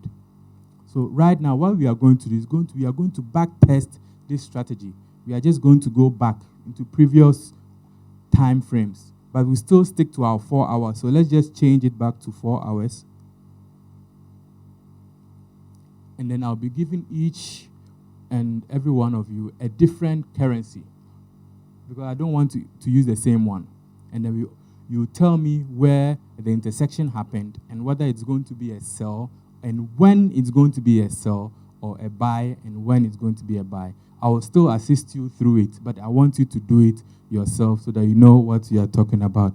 So I'll start from our senior man in the first chair here. You take the USD JPY, then Pastor, take GBP USD. Madam, yours is the AUD CAD. Mr. Tony, yours is the USD CHF. Akwasi, right? Yes. Yours is the Euro JPY. And then our senior man at the far end, yours will be JBP JPY. At the back, yours Akwasi. Yes, Akwasi Boachi. Yours will be AUD CHF. And our man in the middle. Hey, a very dangerous word in IT. Man in the middle. Yours will be AUD NZD. And then Mr. Vincent, yours will be CAD CHF. So just click on those, and then you see that chart opening. Then look for the intersection. The first two lines, look for the intersection.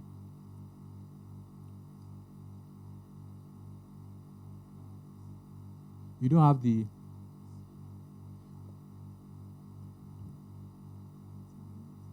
Yeah, so back test, you just go back.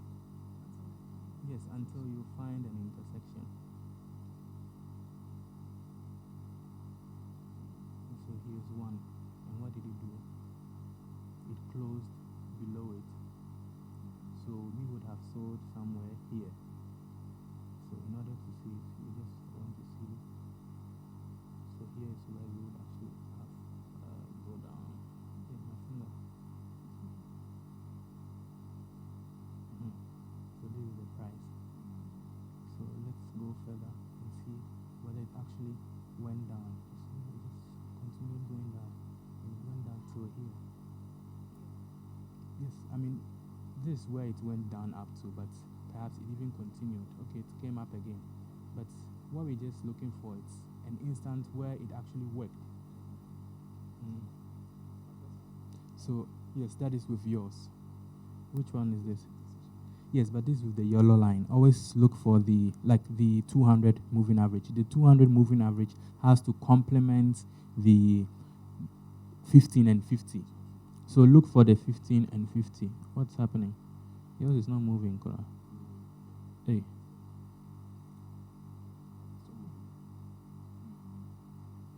I'm coming. But you have the internet, right?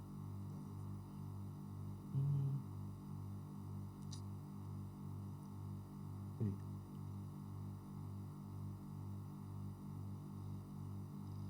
Go back to the process that we used in adding the currencies. I don't remember the currency that I gave you, so you would have to. Okay, card JPY. Yes, card JPY. You have yours. Have you found any instance? But when it intersected here, what happened? It closed above this. So this candlestick. We'll talk about those candles later, but this is not a candle that we acknowledge. So we take this intersection to regard. When this intersection happened, this is where you see this candle. It closed below. So we do a sell. And at least if you had made a sell here, 122.906. So this should have been your entry. And then even if it had gone down to this 96245, it actually went further down here. You see, so 12216. So you would have made about 100 pips difference. So this is just one instance. Yes, sir. It's moving now. Wow. Yes. So. Which currency do you have? USD CHF. Yes. So let's just. It's back testing. So you just look for one. So they crossed here. It opened above. So you would actually bought. Now, unfortunately, you see here it worked, but it worked later. You see, it went down before actually going up again. So let's see. You would have done it here because this is where it closed. Okay, so what is 99899? So where did it reach? Or is this point?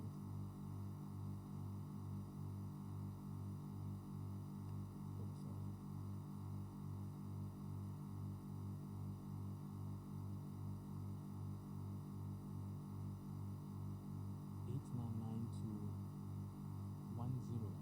So basically also over 20 pips.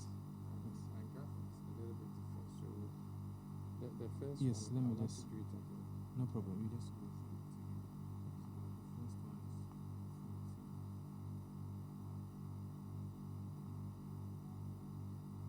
The second one.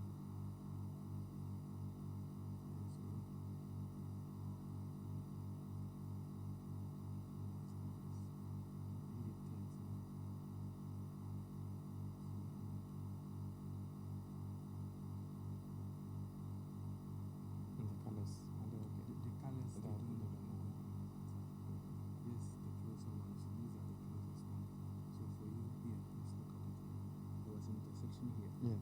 After the intersection, the next candle closed somewhere here. So we bring this down just to see where it closed. That was the intersection. So it closed here. Okay. This was the level. 81.86. 81.86. Okay. And it rose up to here. 82.52. Mm. 81.86. So basically around 70 pips. Yeah. You see? Mm. So we are just back testing. We are just seeing whether the strategy actually works with all the currency pairs and whether they continue to work. And they have been working. So now continue looking for other instances. I'm coming. So yours is JBP, JPY. And yours can also go back. Okay, wait.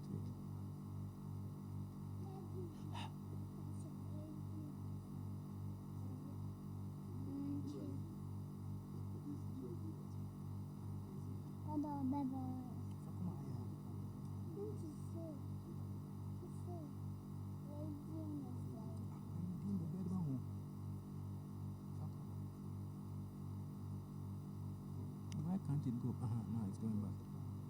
So we just go back. We are looking for an intersection. So we had an intersection here, right? And the next candle that closed after the intersection will be this.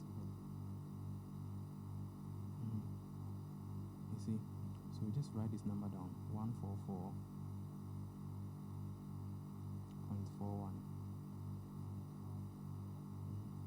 So from here, if you had actually sold from here, so the graph went down and went down. Before it went up, it came to here. This was the lowest point. So write this down. 142.22. So you already know how to 0.22. The zero doesn't matter. You already know how to calculate the pip difference, and you would have made over 200 pips with this same strategy. And this was just a matter of, I think, 2 days. We went through one. You had your instance, right? Yes, so you go back. There are many instances. Like I said, we only need it to work 6 out of 10. But if you look through, you see them working mostly 8 out of 10, 9 out of 10. There was one guy. I'm coming. Daddy. Then I can say that. Yeah. Hey, colors need now, yeah. Green. They ain't changing and then no problem.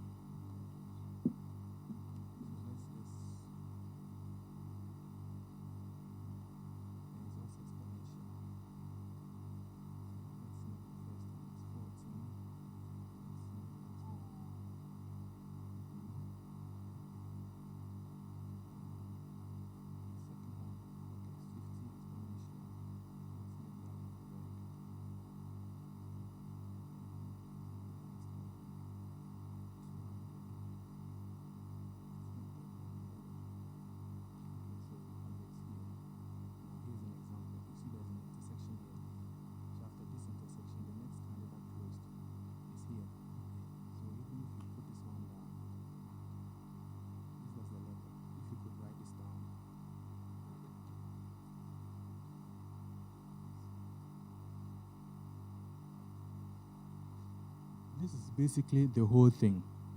We will. Yes, when it closes. Yesterday, we talked about the OHLC, that is open, high, low, and close.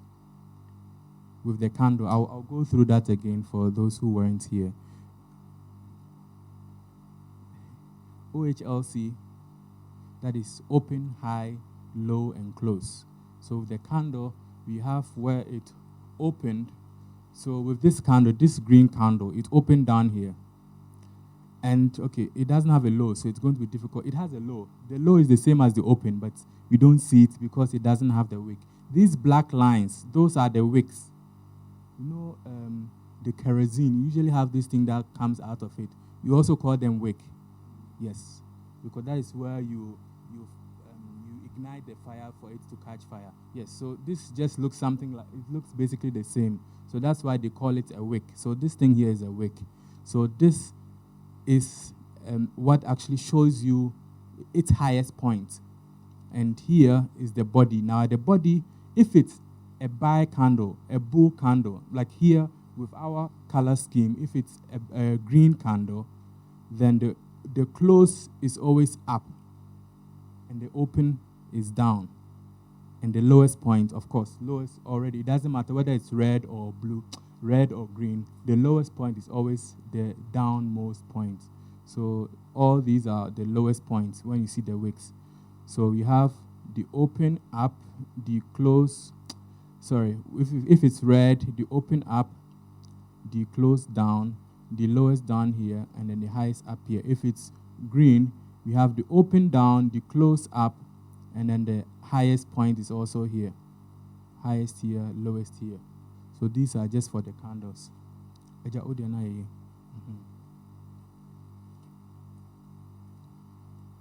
What was your currency? AUDCHF. So this is the intersection.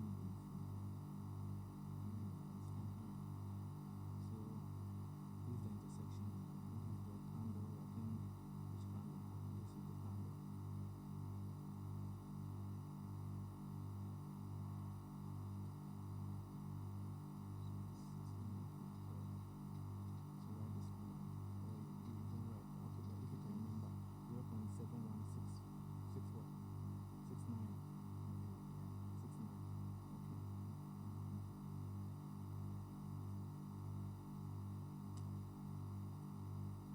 I think which candle? This is the candle.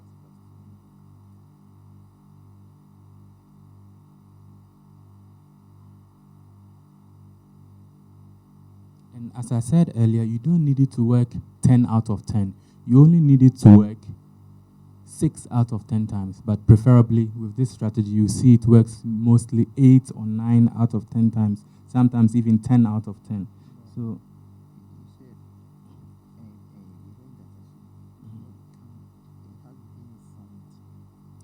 this is for a sell. You see, this is going down. If it's for a buy, then it would have above. So this being below, so we just see the lowest point here. But let's see whether it actually went further low somewhere. No, it went up. So the lowest point from here was, this was the lowest point. What's the number here? 7139. Check here. So how many pips? 30 pips. So let's say you didn't even get all the 30 pips, you got 20 pips. But because after 20, you would have actually saved yourself, you would have made some 20 pips nevertheless. So the strategy works. You see, everyone is using a different currency, and it has worked for each and every one. And just with going to a previous intersection, we didn't just go back, just to the closest intersection. And you can continue. You can look at other ones, and you can try to calculate and see, do you have all the settings? So what do you want to do? You see me later. So, but I think Chris, you had it. So card JPY. Even you see there's another after this. When it went up, we made some money. When it got here, the next candle after intersection was this one here, right? 81.58, and the lowest point it went to 81.15. That is another 34 pips. So you would have made money after it went up, again when it went down.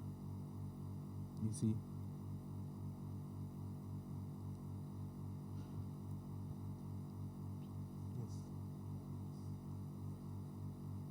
Yes, please do.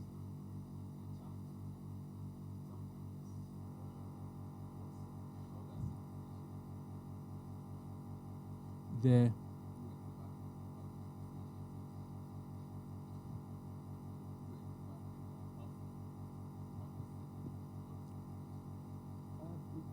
you see, depending on the color scheme that you've set for your. Yes, if you are not the one and it's actually live, you see it's going up. Like when it's moving, you see it going up. I think that it's quite a difficult question though, yes, because I mean if it's on, you wouldn't know whether it's up or down unless, but for the candle, you would have to just go back to the color scheme to see. Because if you go to the color scheme, settings, colors, Then you see bull candle, the color that is there. So if you see that color, then you know that is a bull candle. We set the bull candle to be green and then the bear candle to be red. So you'd have to go back there and refer to see what they're actually talking about. But it's mostly white and black. That's white for bull, black for bear, green and red. Green for bull, red for bear. That's mostly what it is.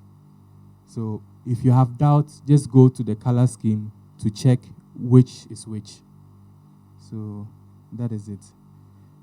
I think everyone had the chance to backtest this system. Now, this is just once. We can't backtest all the time, but I wanted to use different currency pairs for you to see that it doesn't work just on one particular currency, but it works on basically all currencies.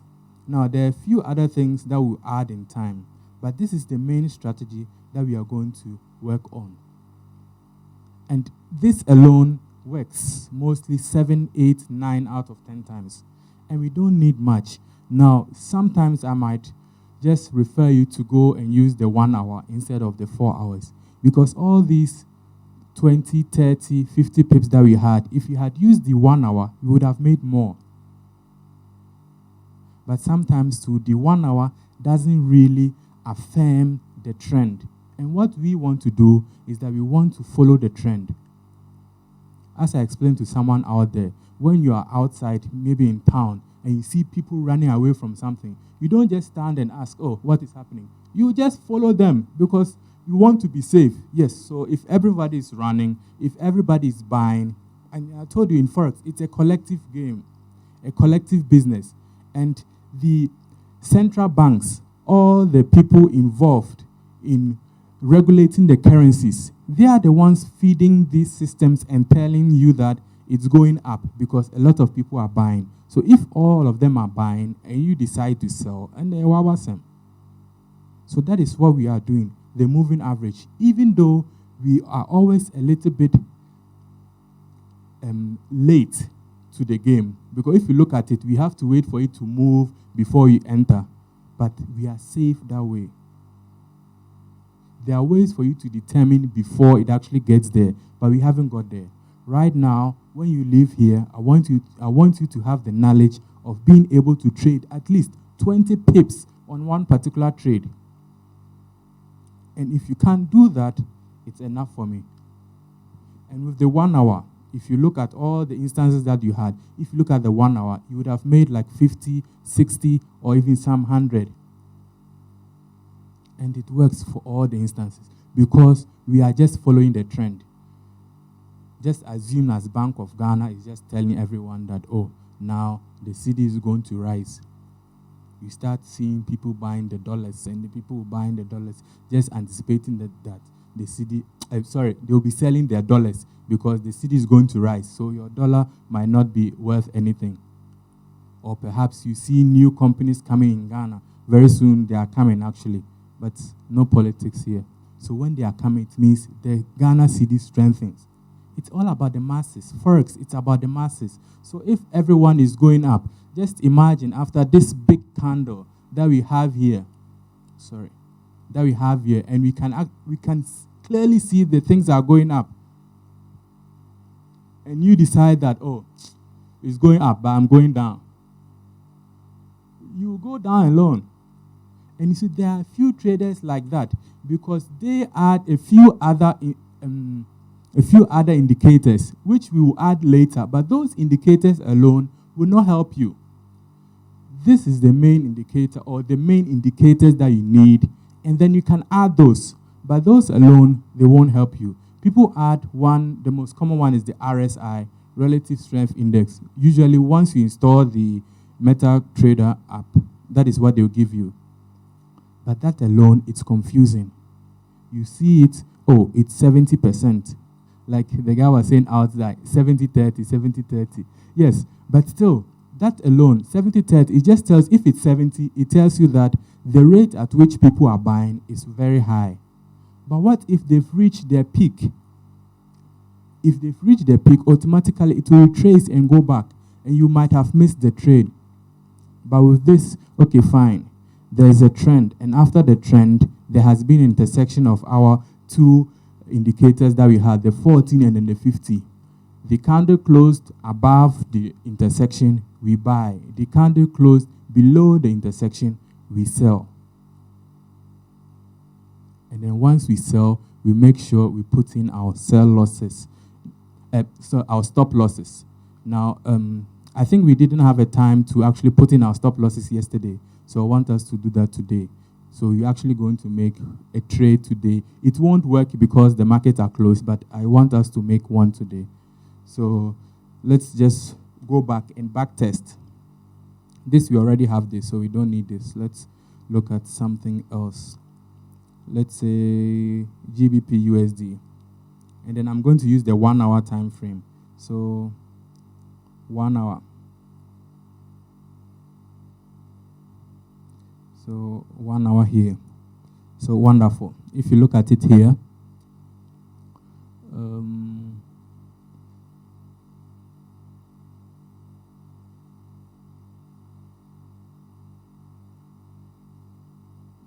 this is the intersection. Let me remove this thing here. Intersection. I hope you can clearly see it. Now, after the intersection, the next candle was this one here. It closed above it, but there were some few news, so you see it's coming down and actually going up. But we don't care about the whole week. What we care about is where it closed. And since it's a green candle, it closes above, and it closed here, which is above our intersection. So we buy. So if you had bought here, at that time, it would have gone against us for a little, but then it just rose, and it actually still rising. Let me see. Okay, it's still there, so we have to wait for Monday, but it still rose for an extent. So let me just put in our crosshair to calculate. So our crosshair from here, I'm not sure you can see the value, or can you? 1.269. No, let me go up a little bit. Yes, 1.2696. That is where it was after the intersection, the next candle, and then currently it is at 1.2711. So how many pips would that be? I think about 15. And the trend will still continue on Monday. So this is just one instance. So let's just assume we would have bought here. Now when we buy, again, the top right corner, there's a plus sign here, right? So what we do is that we click on the plus sign. All of us, let's do that. You might have, some of you might have instant execution. I think all of you should have the market execution now, because we are all using the Just Forex server. Let me go back. The paper with the plus sign in between, the last icon on the right side. Do you all have that? So you click on that. Sorry. Okay, so this is what we'll see. Market execution is the first one, and we'll leave it at that. We'll explain the stop losses and then, the buy limit. I actually explained it, right?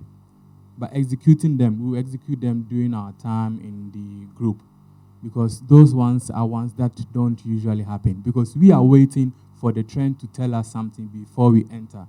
So we don't need those. We just market execution, instant execution. We just go inside. Now, we have our lot sizes. What is our money? How much do we have in our account? 1,000. So we are conservative traders. So what we do, we divide it by 50,000. What would that give us? I think 0.02. Am I right? Our lot size. Are we all here?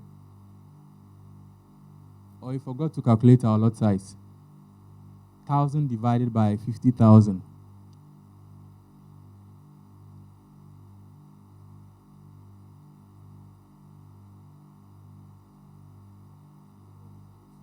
.02.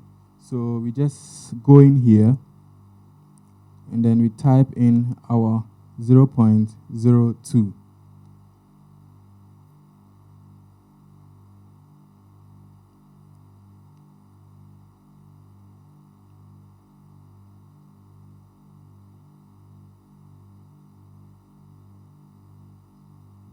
Okay. Now, the left column. The left column, like on the left side where you see a red underlining line or a red line, there are zeros there. What we do is that first we just click on the plus or the minus sign, either of them. Just click on them. You see a number will appear. Now, once the number appears, you look up those two numbers. Here, you see 1.2711 and 1.2712. Now, when we are at speed or when we are sending you a signal, because it's not live, it's going to be a little bit difficult for us to modify.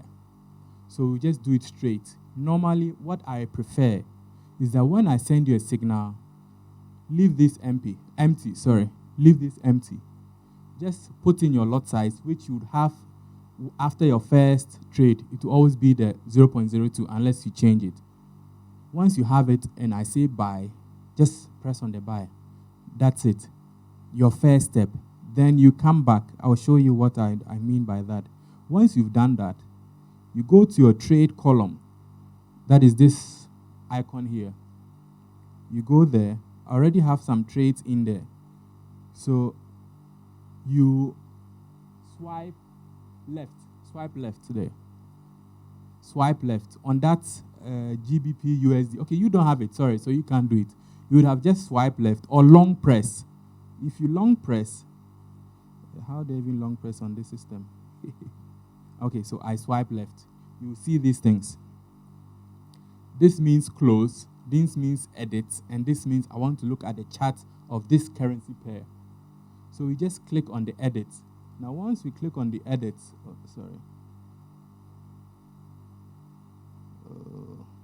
good.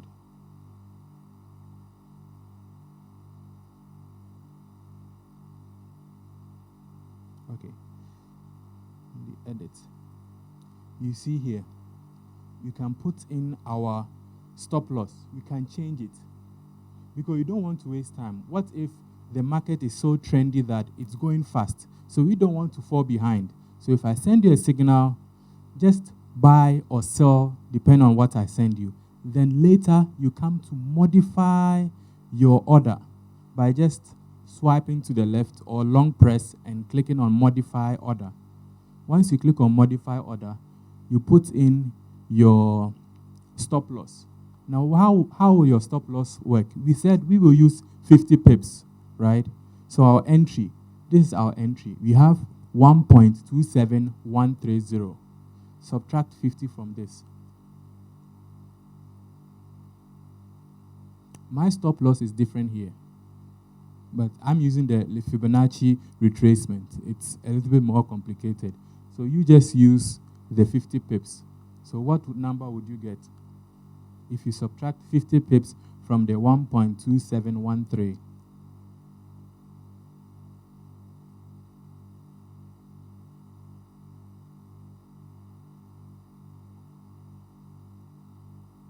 You have that? Kakra.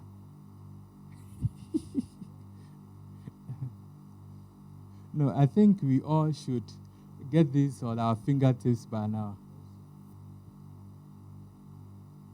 Yes. 60, you had? 37. Look, let's do it together. So we have, what's our entry? 12713. Right? Ignore the last number. Like I said, always ignore the last one. Minus how many pips? 50. So it's going to be 1.2663.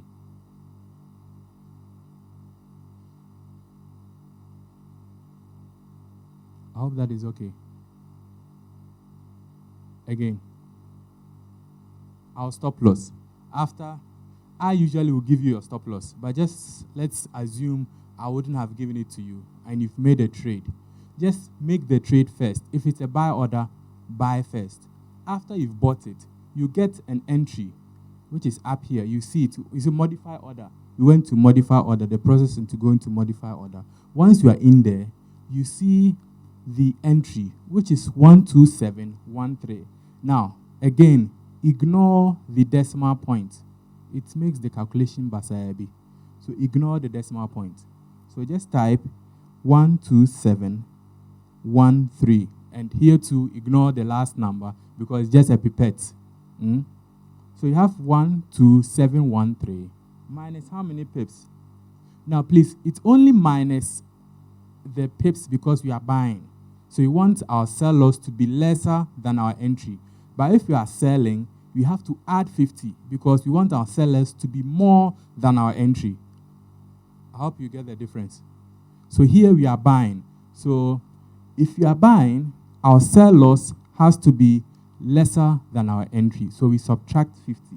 And you subtract the 50, and then you have your 12,663. But we don't have that here. We just put in our decimal point in between here. So it becomes 1.2663. Are we all clear on that? And we've made a trade. Akosi? Let me go back. It's quite unfortunate that the markets are not open. But okay, when you are here, after you've made the trade, I have it because I already made it. It's my old account. That's why I have it.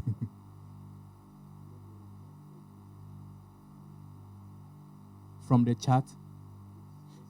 Okay, so this is the chart, right? So this is where we were. And assuming we placed a buy order. So we go to the page with the plus sign. And then first, we just press on the buy. So buy. Now, because it's Sunday, you see, market closed. That's what it told me. Yes, market closed. That's what you get. But just assume that I did it and it worked. So this is what I had, GBP USD. This is what I had, right? Now, when I had this, you swipe to the left. I think, let me come around with my phone for you to see. It's quite easy. Now, you either swipe to the left or you... Yes, because you don't have that in there.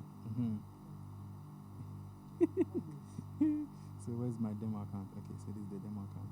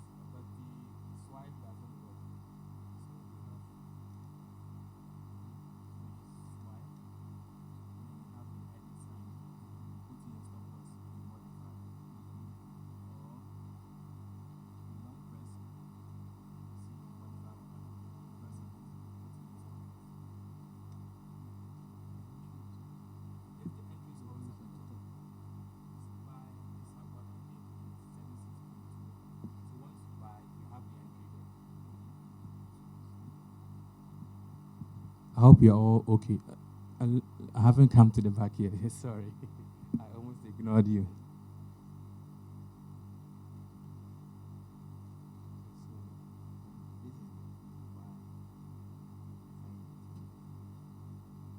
If the market will actually be open, once you buy, right? Once you buy, automatically it will take you back to this window with your trade in there. But you see now, it will tell you market has closed. So you have no option than just to market close. There now. So here, once you have it like this, you either swipe it this way, you press on the modify, put in your stop loss, modify to get it back, or support. I would actually give you, but if you would be doing it yourself, you just do it here. Your entry minus 50 if it's a buy order, or your entry plus 50 if it's a sell order, or you just long press and then you have the options: modify order, or new order, or close order, or chart pattern. It's a modify we are looking at right now. So that is just it.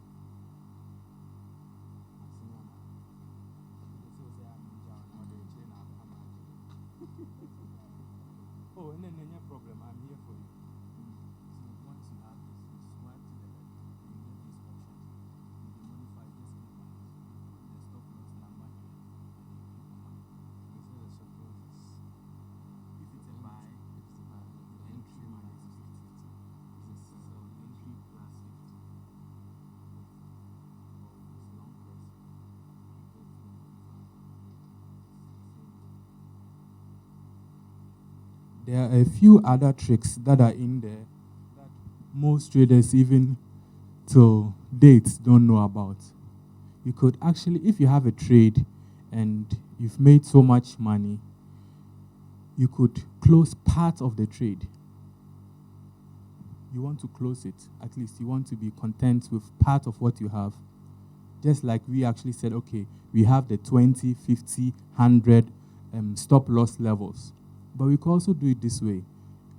Unfortunately, the markets are not open, but I'll try and see whether I could show you that. Now,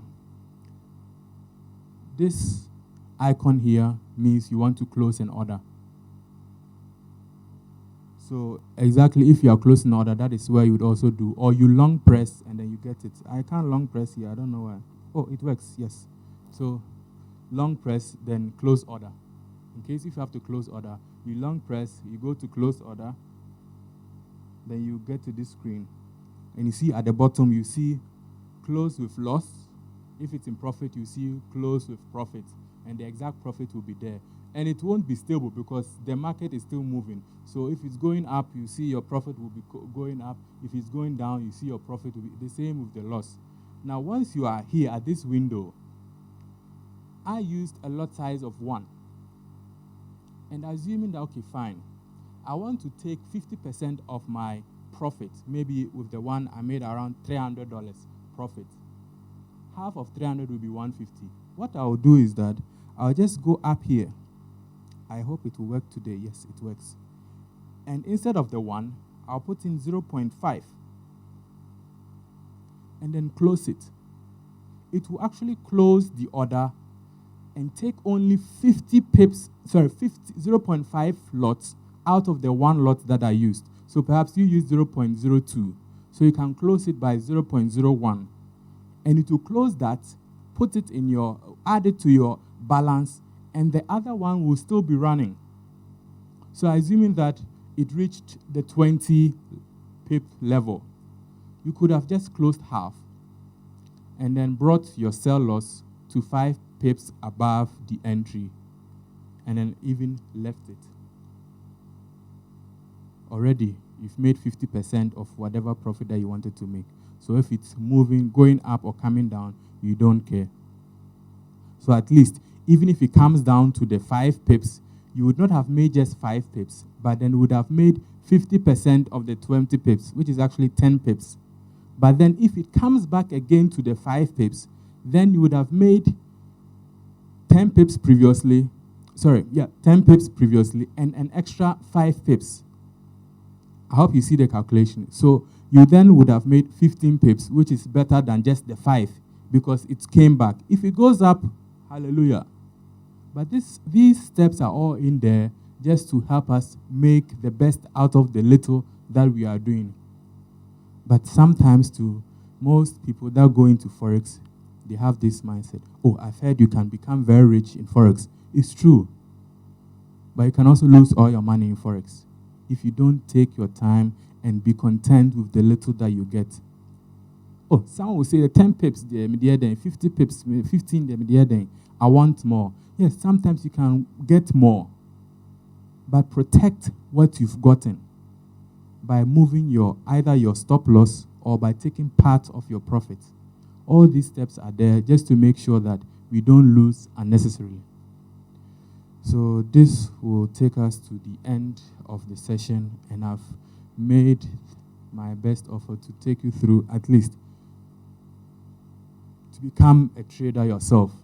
You know how to make a trade, you know how to calculate the pips difference, how to calculate the lots, the aggressive way and also the conservative way, and you can even find out or create your own calculation how you want it. It all depends on how much risk you want to take.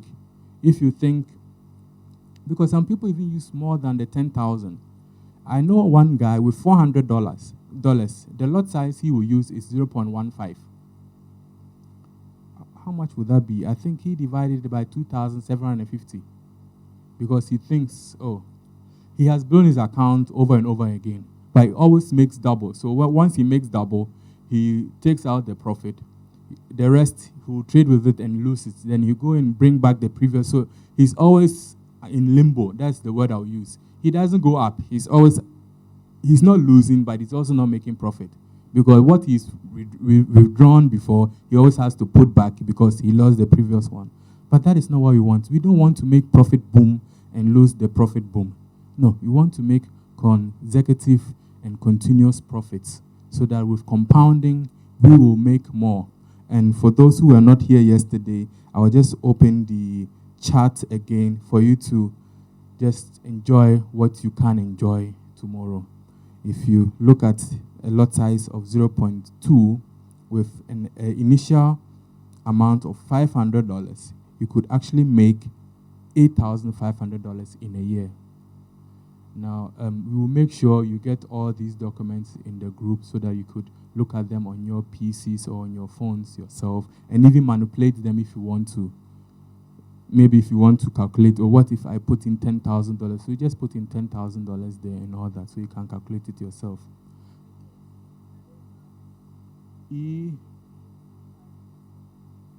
Oh, no, just extensions. Just it's an extension that, for the first month, the lot size will be this. But the other months, because you've made more money, you see let me just put it in there. You see the calculations are in there. You see C13 divided by C2, because now everything has changed. You've made more money, so the lot size also changes, just in order to make it easier for you to know. And it also helps you to know which lot size to use when you have what amount of money. So thank you very much for coming. And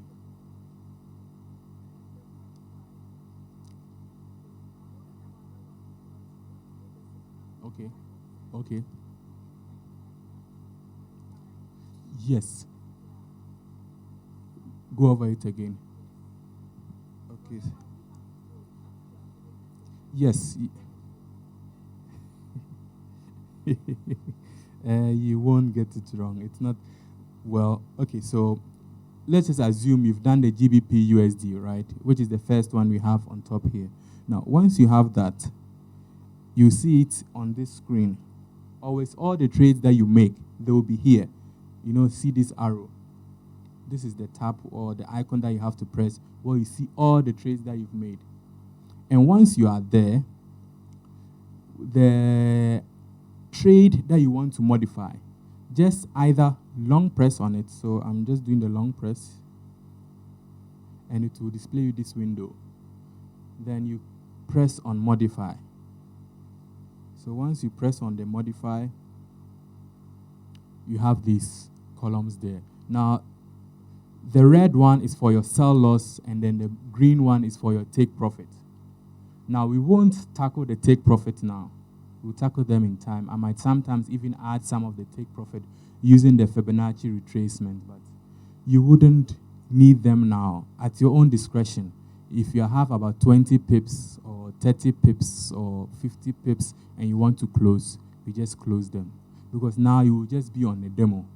We urge you to fund your account as soon as possible, but for now, I want you to do the 30 trade challenge.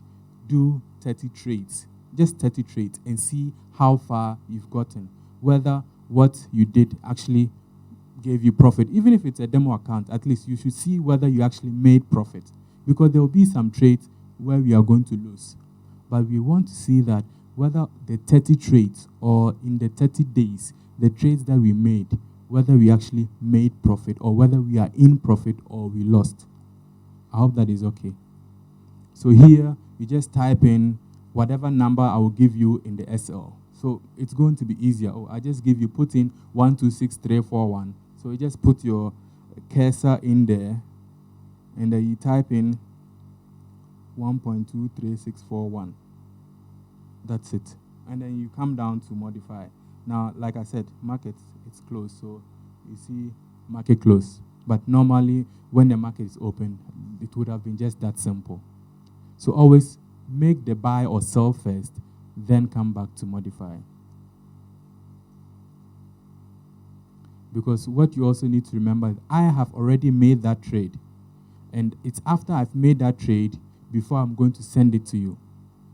So already time has passed. So in order not to waste any time, you buy first, then you modify. I hope you're okay. So, okay, first.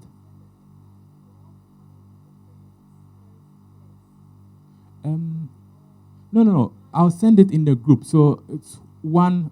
I'm going to send you perhaps more a day, depending on how much time I have on my hand. But at least one per day you receive it. So whatever you receive, just enter it. It's going to be in a group, so each and every one will have the same trade or same currency pair to trade with. And if it's a buy, we all see it as buy. Okay, so thank you very much.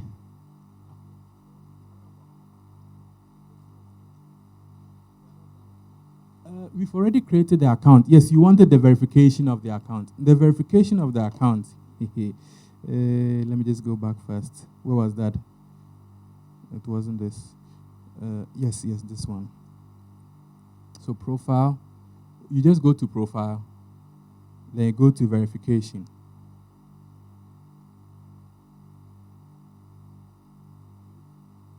Now, when you are here, you see here you see details, but normally you will see verify now because you haven't done or gone through the verification process. You just need a passport. Now, please, when you are scanning the passport, don't take a picture.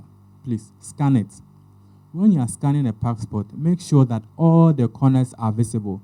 If either of the corners are not visible, they'll reject it. Because, sometimes some governments or some embassies, they put certain informations at the corners. So just make sure all the corners are visible and scan the page with your name, your number, like your picture and everything. Your number won't come, but your nationality, the date of issue and date of expiry and all that. That is the page you need to scan. So that is for the identity verification. Sorry?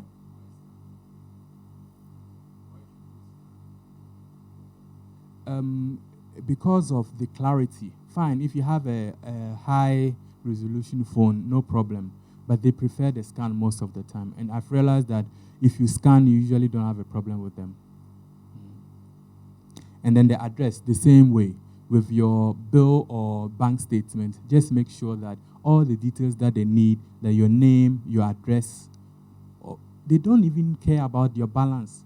If it's zero, they don't care. That is not what they want. They need a government-backed institution, and they know that all banks are being regulated by the bank. So you can't just give them any information, even though they don't know. In Ghana, you can give them any information, they will still put it there. They don't know that, but at least for now, whatever is on your bank statement, and please, with the address residence verification, make sure that whatever address is on your bank statement or on your utility bill is the address you are going to use in your address here. I think if you go to personal data, that is where you see it. But when you are verifying, they will ask you to put the address in there first. But see here, you see Ghana Techimine address TMA 031K2 Kenten Techimine, and then you bring a utility bill with, let's say, Kumase, Santase, or something. They won't verify you. Fine, they will give you the chance to change the address, but it's also another tedious, exercise. It will take you not less than 2 days to go through that, because they would then need documentation that actually shows that, let's say, you've changed address. It's because they are part of the EU and all these AML and terrorist financing and all that. Now, dealing with money has become very difficult. And because they want to be safe and they're also being backed by banks and they're also regulated, they want your money also to be safe. So they want to make sure that you're also someone who also means business and also wants your money also to be safe. So it's like a two-sworded knife or sword, a two-sided knife. Yes, your hand was up.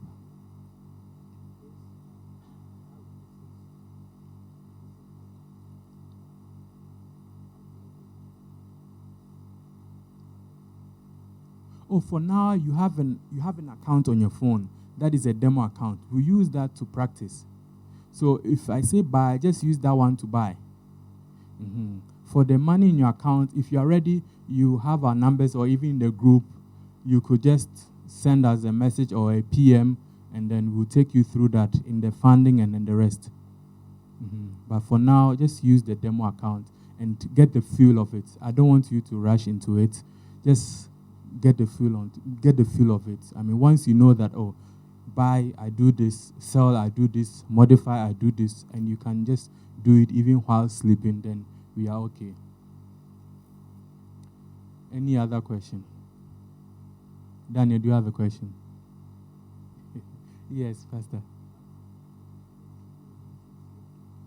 Who? See?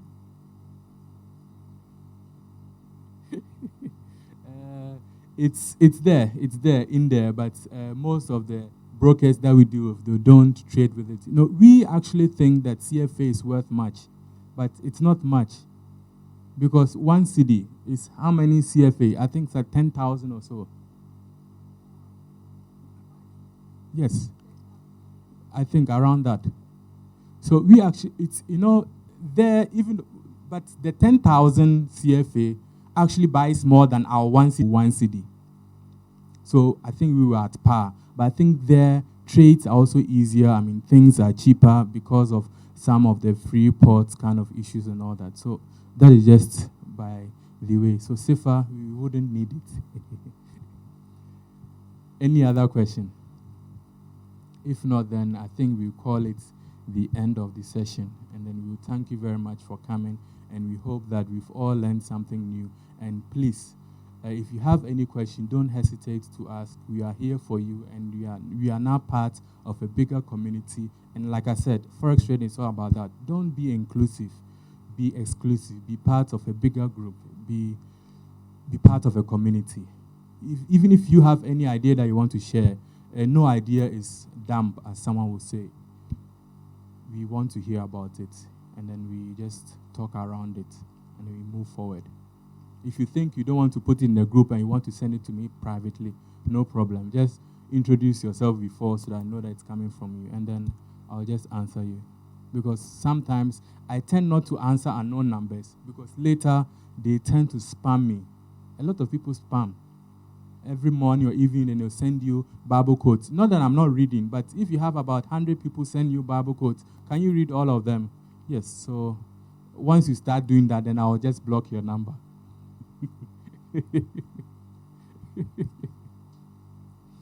So, no, I understand them, and it's good, but we don't do that on WhatsApp. So that is just by the way. So I think I will leave it to Daniel for his closing remarks.